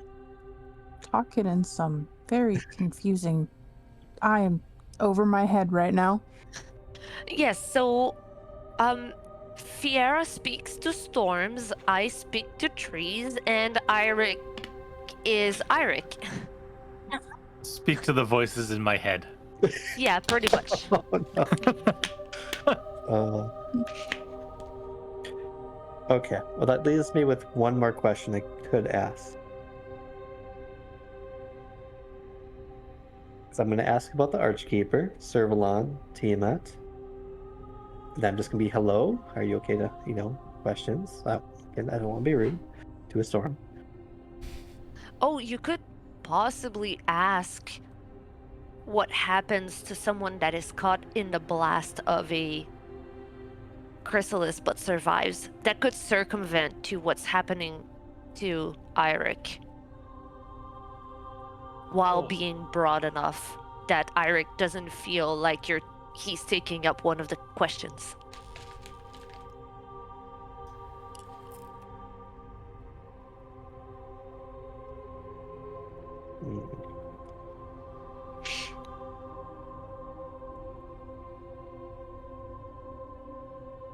Okay, I think I know what to ask. Okay, well, this is going to be a really boring show. It's going to be me sitting for about 12 minutes while Isarel makes sure I am okay. Don't bonk your head. Right, yeah, so first, Intellect Fortress on myself to give myself advantage on saves. And Isarel as well. Should I give it to you? No, it should be fine. If something goes poorly, it should only be to me, hopefully. But then, yeah, I just start to essentially meditate for 12 minutes, just connecting myself to the weave and working on separating my mind and body for a journey to home. Yeah. And I'm gonna stand exactly 5 feet behind her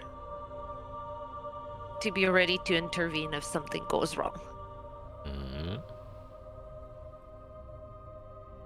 Okay. Then, do you have to first do your save? Let me see. Yes, I do. Alright. In save, I should be good at. I have advantage. I've been rolling really well tonight. Let's keep that up. Don't jinx it.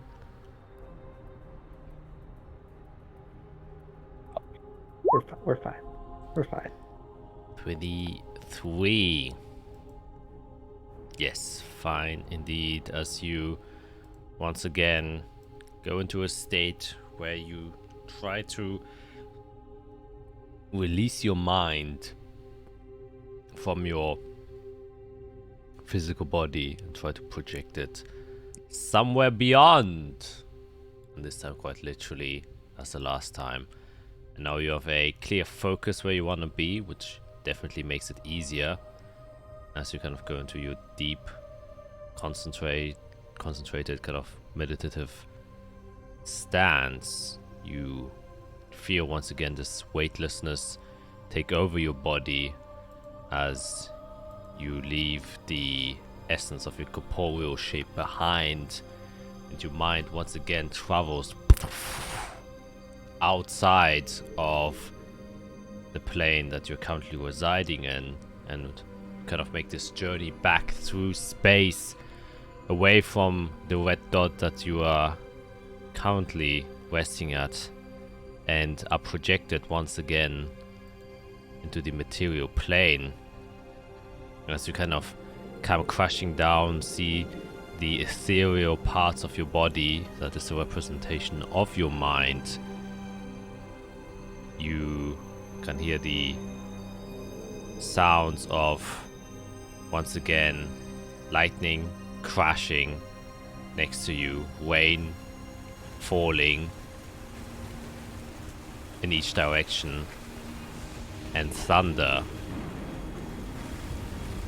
behind and in front of you, as a spark of many different lights illuminate the clouds that shape this almost seemingly endless space, though endless in the sense that you can't see further than what the clouds allow you to.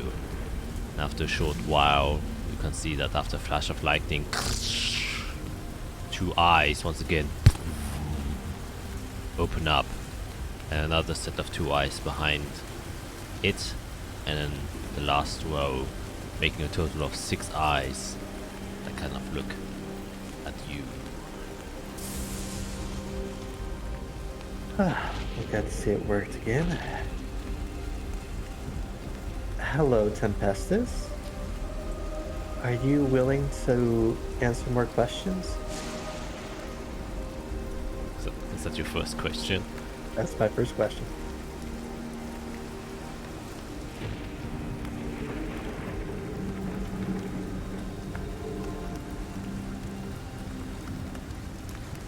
He doesn't respond.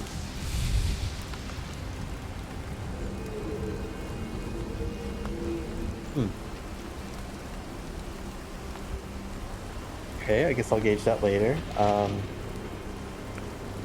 Well, I guess I'll try to ask and see what happens. Where do you think Servalon currently is?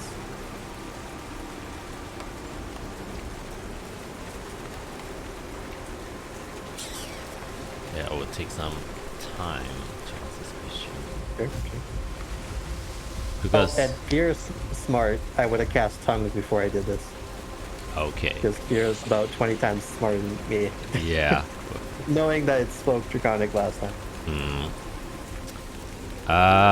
Okay.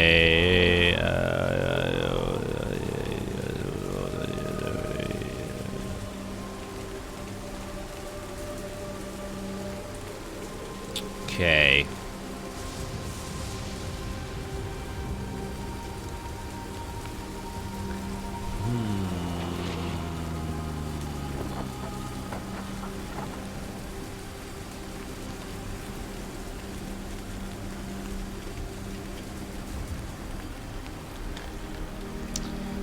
So look something up real quick. It's just everyday questions. Yeah. Oh my god. Jack's like, man, where did I put that? God. Okay. Keep it anywhere. Wait, no, that is. Oh my god.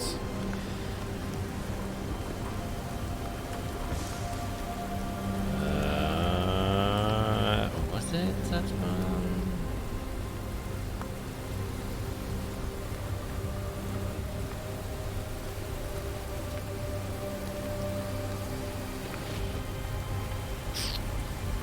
was not. However, this should lead me to it.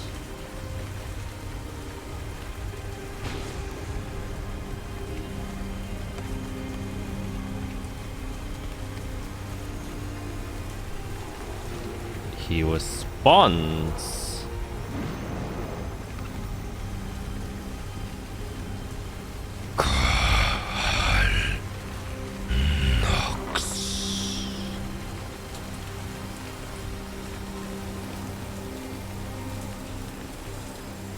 All knocks.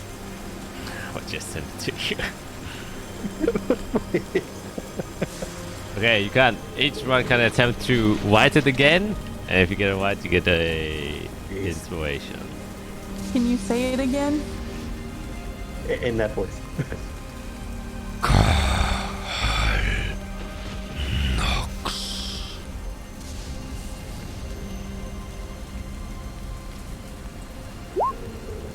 That's what I think. Holy shit. I have 2 apostrophes in mine. Oh, mine's the same as yours. Oh shit. Anyone gets this right gets infinite inspiration because Infinite? yeah, infinite. That's not a good sign. Yeah, none of you got even close. Oh my god. Aw. Well, except Fiera and Icewell, you got the Nox right, but it's written with a C. Oh my gosh. Yeah. Okay. So we definitely know what that is. Fish for no time. Okay, and after kind of receiving that information, I'll move on to the next question, knowing that it is limited. What would a chrysalis turn a human into who merges with it?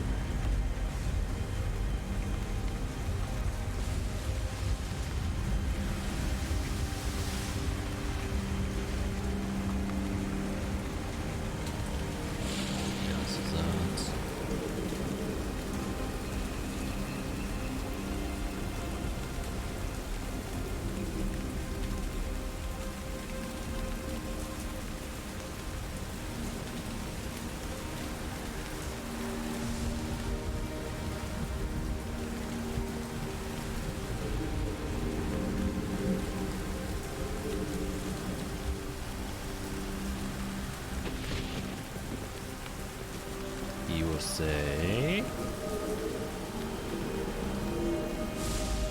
Darkon Night.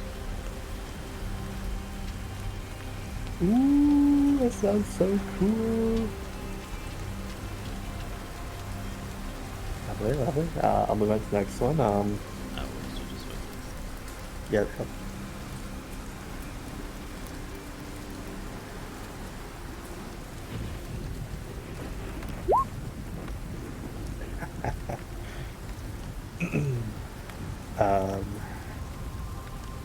So technically, fourth question for me will be, who is Tiamat?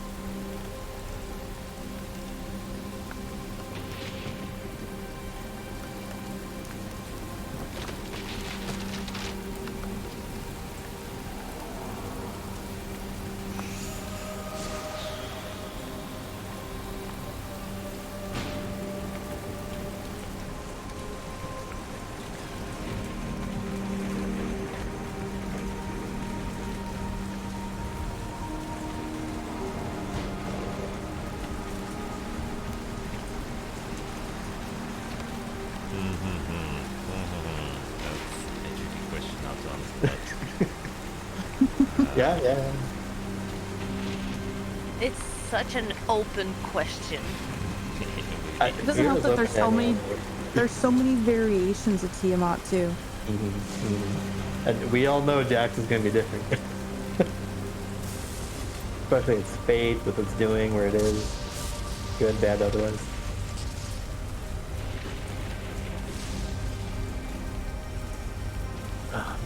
I really miss Kai doing the dragon stuff. Yeah. I miss Sangria. Keep preaching.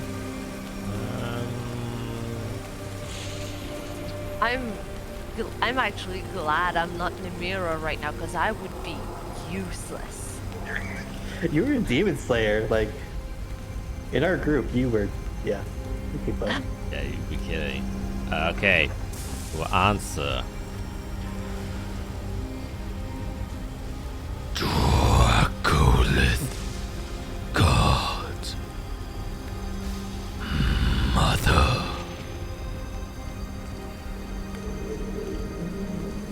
Okay, checks out. Your last question. He's gonna be Eric's new mommy. Oh, Stop it. oh, more like great grandma or like great grandma. Okay, this one's gonna be Sorry. selfish. Oh, it's fine. That's really funny. You want the big mommy dragon?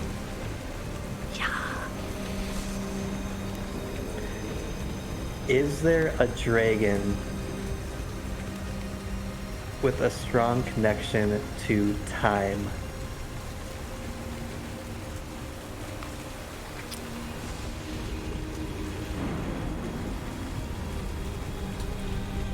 Then, oh my god. Make a persuasion check actually with advantage. Ooh, a persuasion. All right. Now I'm just imagining a clockwork dragon. Okay. Okay. Yep, hang on. Ooh. The most nervous I've been the entire campaign. Oh boy. Okay. Okay, I'll take a 60. Oh, you have advantage. I won't do it. Oh. Because you asked such a very... You got no idea what you just stumbled into. That's Fiera. Come on. A little better. Oh god, do I want to curl the ship? No, that could go horribly. I wish I could give you guidance. Yep. I'll take an 18. I'm happy. You get another answer as these eyes flash with a white light. Here. Shiva Roth, the immortal Shadow Drake, ruler of time. Oh. Uh-oh. Once again, you can have another attempt to spell that name. Say it one more time. Shiva Roth. If anyone gets this right, they also get infinite inspiration.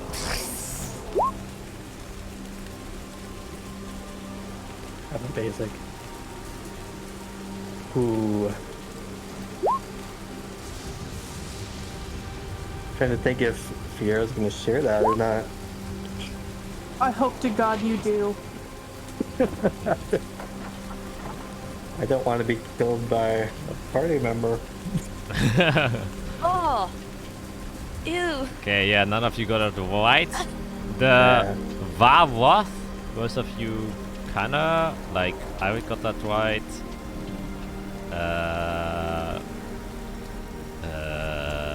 Fiora got that kinda right. But it is spelled with an X. Oh. Every time. Oh my god. Sorry. Did you? My cat farted. Right under my nose. Oh, gross. And it stinks. That's gross. Cat farts are awful. Oh my gosh. Yes, please go away. That's that Thank you. all kind of a diet, baby. But as these last words emanate and rumble through your body. I tried to yell out as I'm being pulled back. Thank you. You can see the eyes. The 3 sets close, and you're once again ejected back out as the strain on your mind is a bit too much with this new knowledge, and the storm suddenly stops, and your mind returns back to your body, back into hell, for better or for worse. Oh, yeah.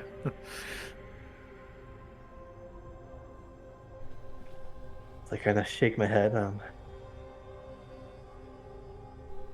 Just from like- Irik's point of view, what did it look like that entire time? Like, was there any, like, magical aura going on around her? Did she disappear? What happened?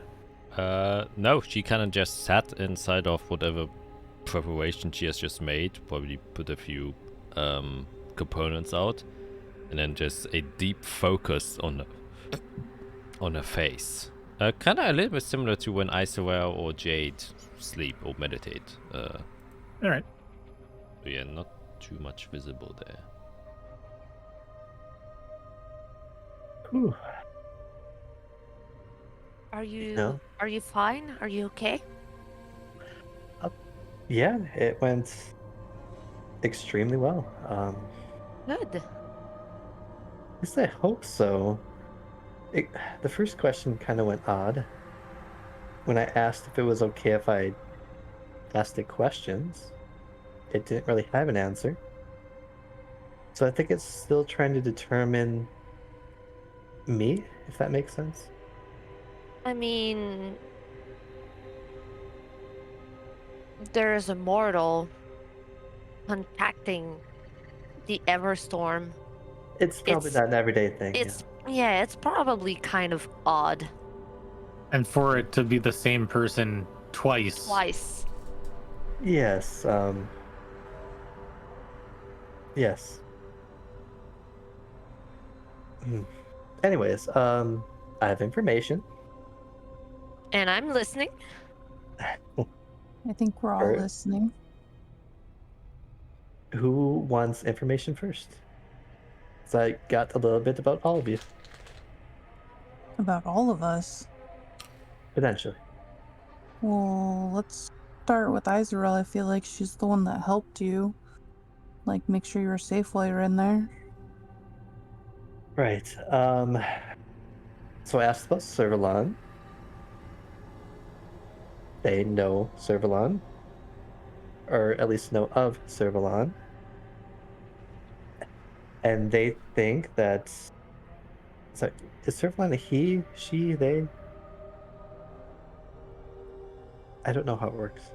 It's a god. It's Servalon. I'll go with they for now then. Tempestus thought they were at... Oh. All Knox. Does that Is that even close?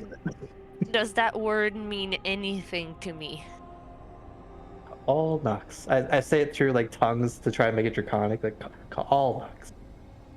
Oh, Knox. No, I can't do it. No, that's fine. That's good. Yeah, can I see check?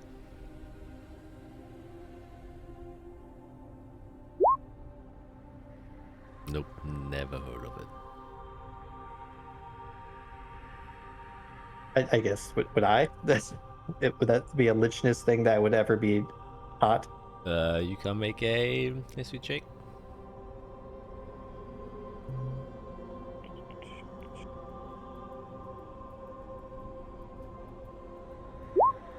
Yeah, a lot of things are banned. Yep. That was one of them. We're both there like, yeah, it's a name. Right. You're both trying to act like you know what it is. Yeah, it's like it's Yeah. it's like that one place. You know that Yeah. with those yeah, colors. you know what I'm talking about. Super yeah. like forbidden. Yeah, you know, like yeah. not really known. Right. We're not supposed to. It would be weird if we did know. Yeah, exactly. It's supposed to be like hidden or something. Right. Almost like forbidden. Yeah. Right. So there, we have lead to go on for you. Also, we should get the names of these moons, if they have names. Green, brown. Yeah, I Red. feel like there's probably more. But yeah. So, Eirik, I asked about you. Do you want the good news or the bad news? Just yes. Okay. Good news. You might be a knight. Slightly less good news. It's probably to whatever created that chrysalis. He called you something like a Derakan knight, which I'm guessing used to be a frequent thing, but is less after the, you know. Does that mean anything to me? You can make another I'm not gonna try on this one. history check. Nope. Oh my gosh. No, definitely not. I'm not even It's- gonna ask. Yeah. See, like now we have something to go on and we might actually find more information. We know Yeah. what to look for. It sounds like you're not the first as well, because I specifically asked about a merging of chrysalis and from humans. So there actually might be more of you.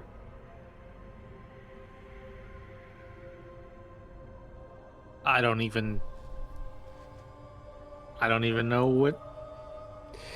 Oh, I didn't get to the best news though. You have a mom.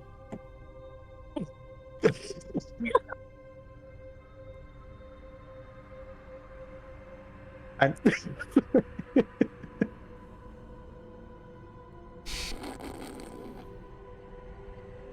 That should be the title of the subject of the episode. Eric's mom. Eric's mom. You have a mom. So You it have a mom, turns out, Eric. it turns out Tiamat is the mother of dragons. She's a Dracolith god, whatever degree that is. I'm guessing it's just some sort of dragon god, and she's the mother of dragons. Their god. Mm. Probably above See? all the others.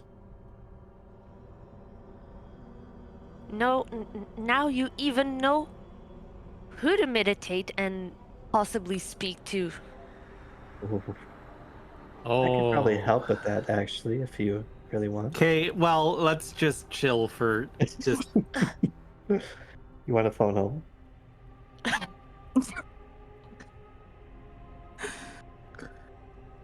Eric, phone home. I was about to say that.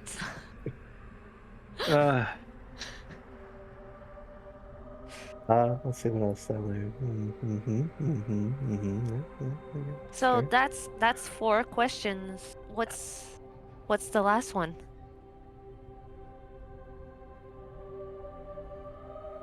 Oh.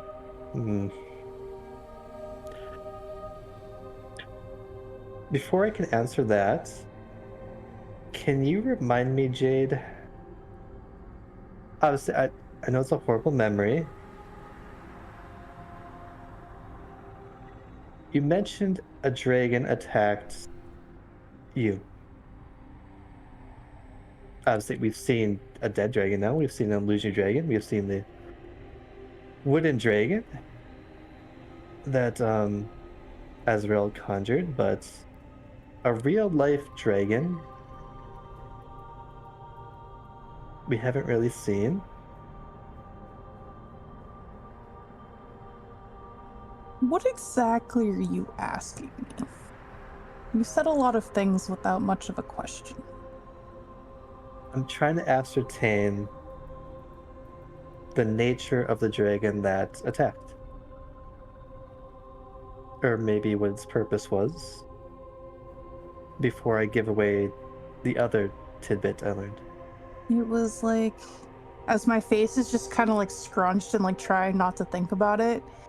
It was like a shadowy, bone-like dragon. Bone, so not scale, flesh? Hang on, let me hold that thought. I hold it.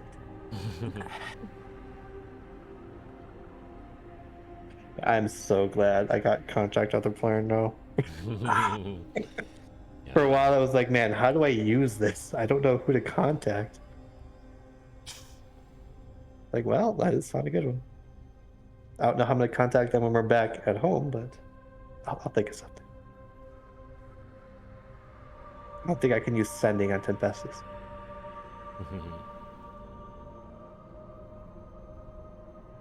Or can I? You never finished. You said you were going to send me more info, Jack, and you never did. Oh shit! Yeah, I forgot about. Oh man, it's so dumb. What do you wish to know? I can say it right now. So what was the type of dragon thing that caused my injury? Okay, so it was a serpentine-like dragon, which means it's like super long. It had a lot of arms attached to it, and kind of skeletal-like wings. See, I will remind myself what it is. Yes, to make description. Do you have a picture of what it looks like Obviously, I have a picture of what it looks that like. I could see? Can I send it to you? Oh, you should send it to Felicia. If she makes a check to draw it, she could show us. It's like not the finished version of it. It's just like I have a lot of rough things. But I guess, well, actually it would make a lot of sense since your memory would be a little bit wishy-washy. So, you know what? I can actually send it to you. Which, why didn't I do that in the first place? I think because I wanted to refine it. But this is basically the image you have in your mind. You're seeing live updates here, people. I will send it to you on our private Discord channel. Okay. There it is.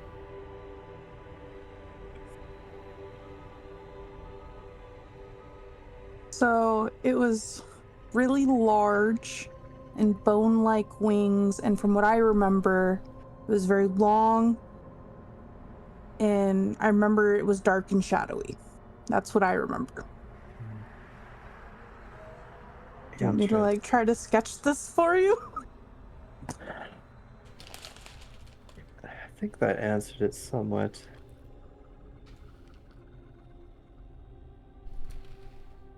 Because I did know that I wrote shadowy in my notes from session 0.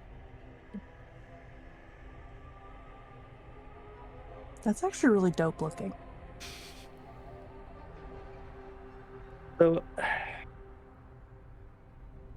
guess I don't know. It could be connected, maybe not. But I've been trying to rack my brain. My specialty is time magic.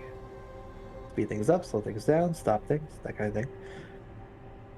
I've been trying to figure out who I've been reaching out to with a lot of my spells. Some of them kind of connect me. I don't know if it's a god or not, but it's another being, I believe. And they have a strong connection to shadow and time. I asked Tempestus if he knew of a dragon that was connected to time. And he mentioned that there was. Okay, I can pronounce this. It was a C. No, what was it? It was a S. Right, Shiva. He mentioned the dragon Shivaroth, who is an immortal drake and a ruler of time. Does that mean anything to me? I was gonna ask if there's something I can roll based on what my family is and like where they come from and all of that. All the checks. All the checks. I will say that Jade, you can make one. Icefield, unfortunately, you cannot. There is just no way in hell that. Okay, so I don't know at all. Good. I just wanted to know. Can I do it a religion check just because that's kind of my family's thing? Yeah, you can. I'm gonna give myself guidance.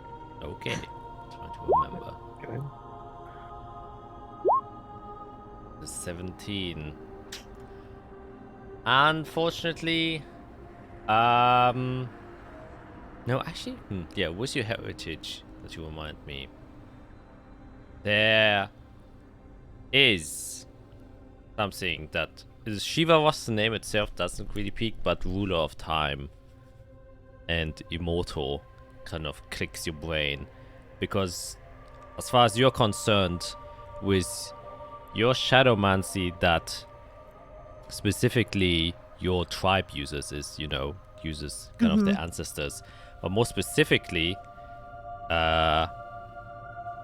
you are, or at least the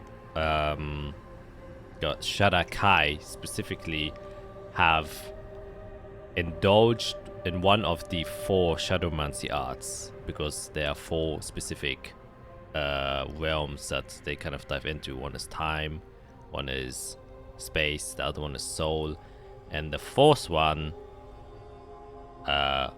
which one didn't say? God, I have it in my notes somewhere too. Yeah, I got it here actually.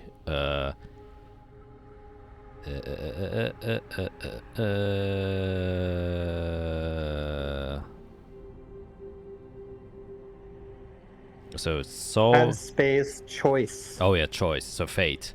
And the Shadakai specifically were time-based. So actually, they are the original chronomancers, if you so will, that kind of used time magic to their advantage.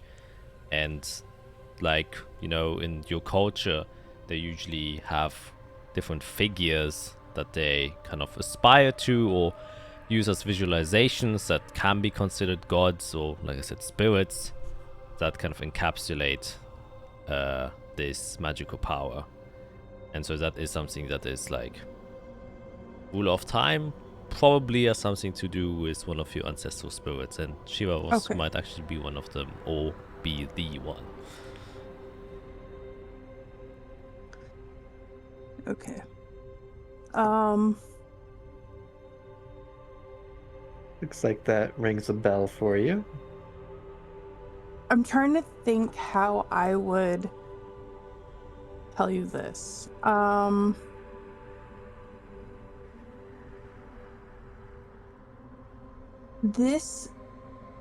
name, the Shivaroth doesn't ring a bell, but ruler of time and immortal do. In my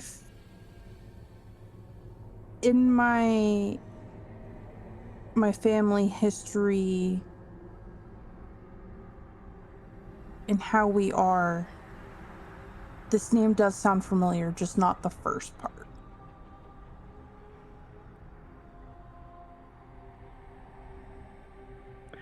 I am very intrigued, and I do want to know more about what you just told me, though. I only know what I told you. He gave me the name, title, all that. That is more stuff to put on the to-do list at the archives. If it would be there.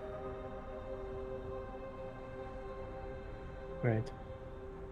Yeah, a lot of things we just learned have to do with different planes. I feel like we have learned more while being in hell than we did back home.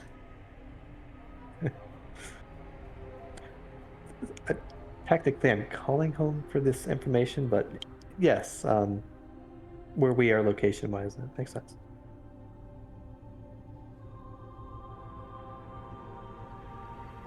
Yeah, so we're learning. I think that is... Yeah. Good. We have lots of leads to go on.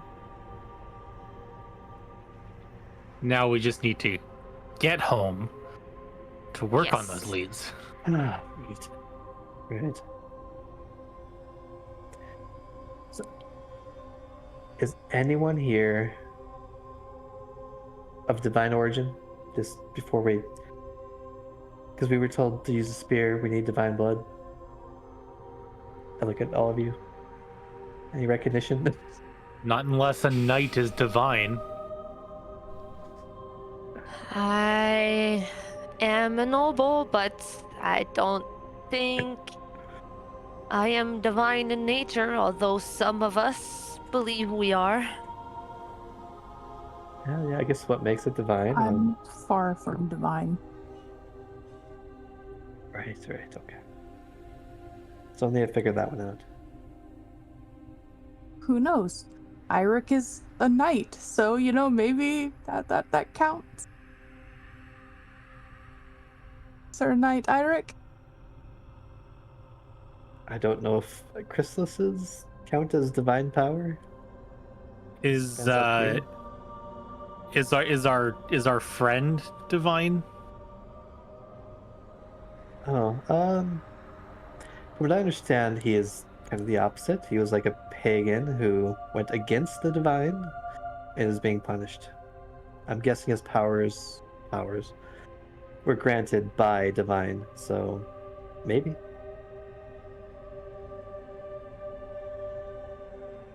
But I don't know how that would help us. I don't know either. I'm just spitballing. He was probably granted divine power, so possibly.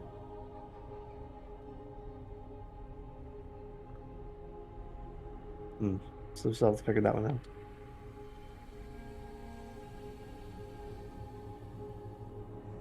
Are any of the 3 people we sold divine? Who knows? You didn't sell them, I did. I will take that burden on me forever. I technically don't even know them. Right. Yeah, long story. Well, short story. I mean, I could ask them. It just depends if my spell would work or not.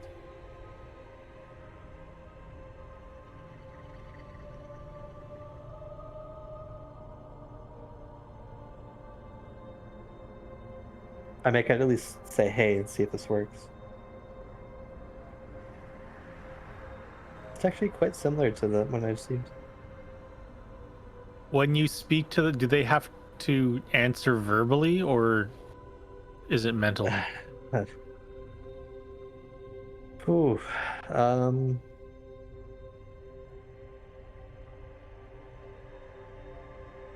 haven't used this before.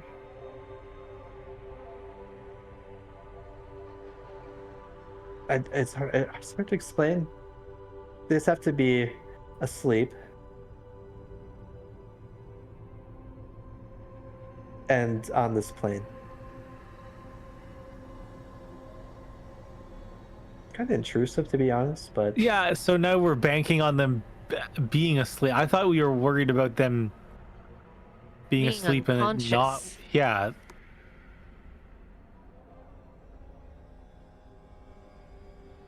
Well, I guess I did check their bodies. I believe Kelthal mentioned it was like a magically induced sleep, or something like that. I think. I don't understand your magic, so I'm whatever you trying to understand it.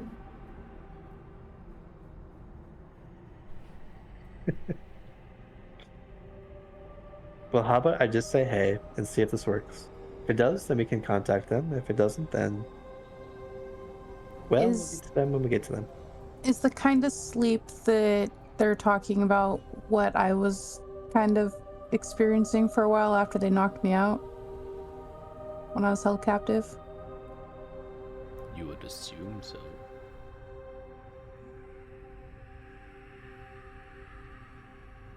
Well, they knocked me out first, and then I was just kind of in a daze and sleepy, so that, I mean, That might might work. help. See, one of them was an elf. I don't know how they work. Do you remember hearing or seeing, not seeing, but hearing or like feeling anything while you were knocked out?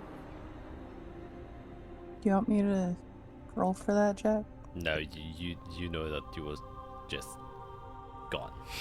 Like you weren't aware of anything. Oh, I heard nothing.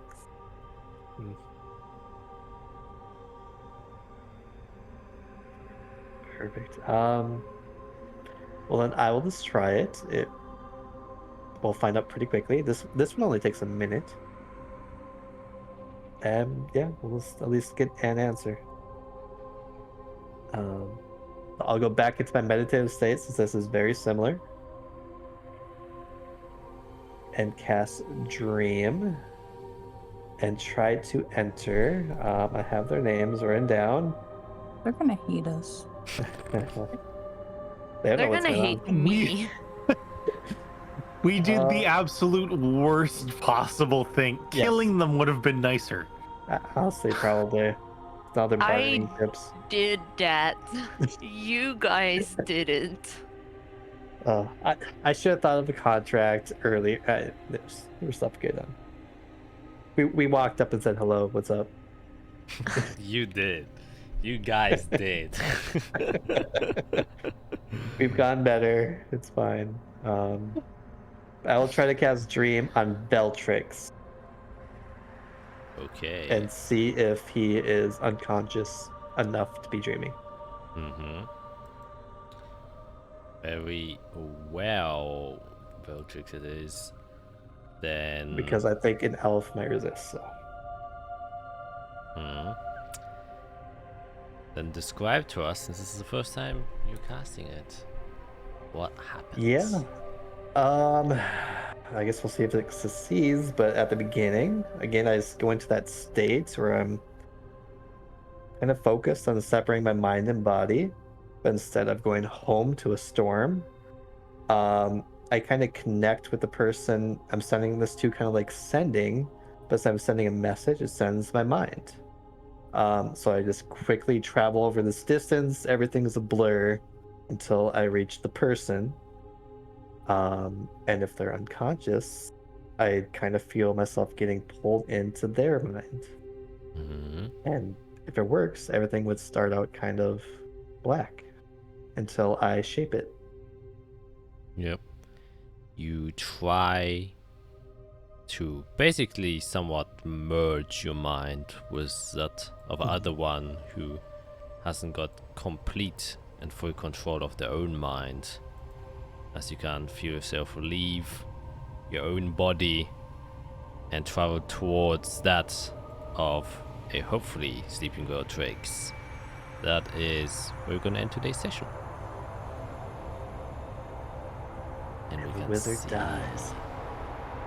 if you can enter this unconscious person's mind.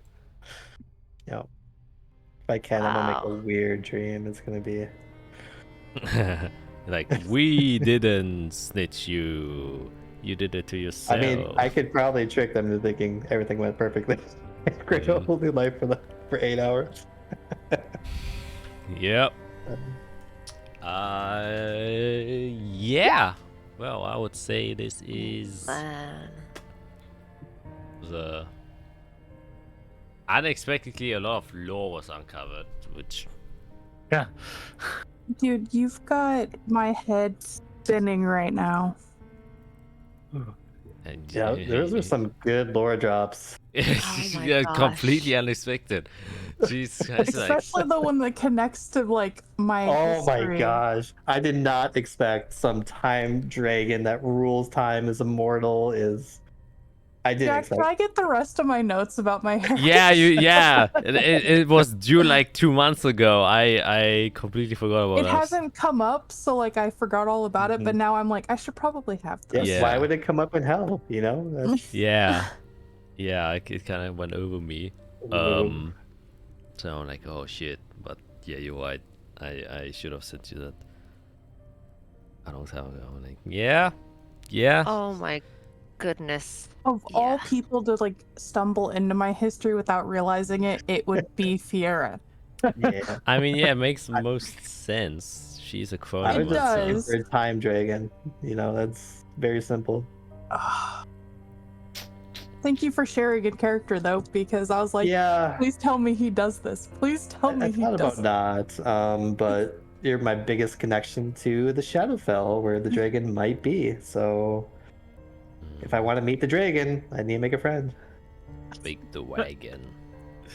Oh, Mm. oh my Oh. gosh. Wow.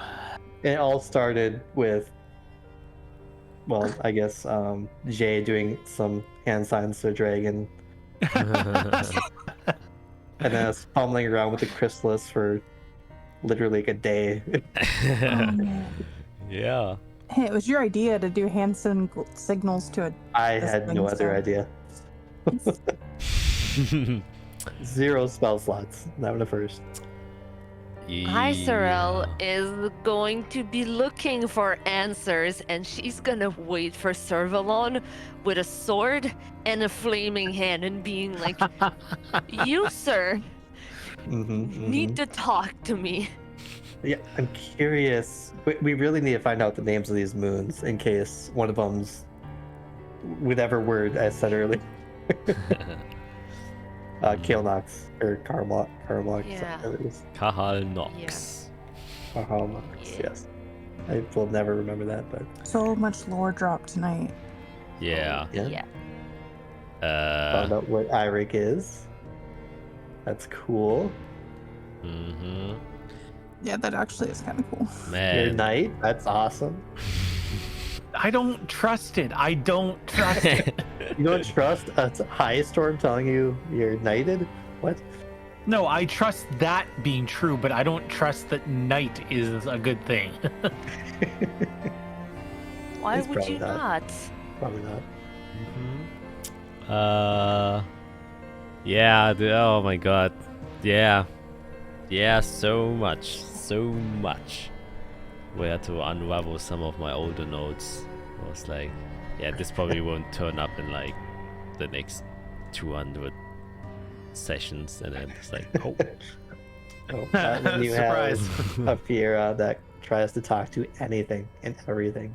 Yeah, was Except talking. for trees. That's ice girl. Yeah, was Yeah, the that's my thing. Trees are my thing. combination I of won't touch talking trees. to trees and storms. You just get everything. You just get everything. Oh, It's cool. I like it. Mm-hmm. To uncover Dude, the this picture though, vast- Jack, is really cool. Did the Yeah, you viewers got- get to see it? You gotta try to sketch it. What? Did the viewers see the sketch? No, they didn't.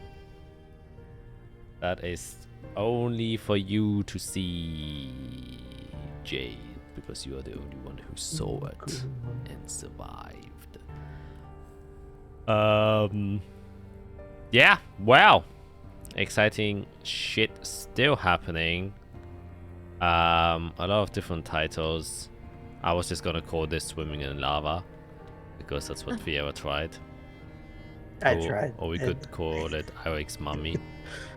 Oh, Or Grandmummy. Lava submarine.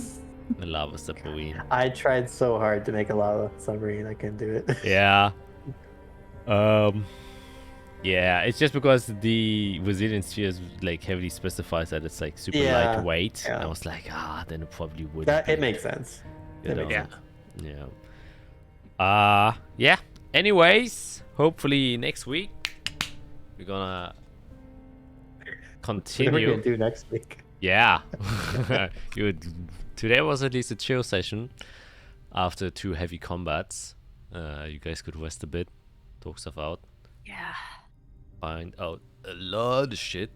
And now the big question is, how the fuck to get to that spear? Hey, maybe good old Felka or something up his sleeve, you know? Oh, So- I mean, yeah, it's kind of what we're banking on. Well, then it will be goodbye from us for now. And we'll see y'all next week. Bye.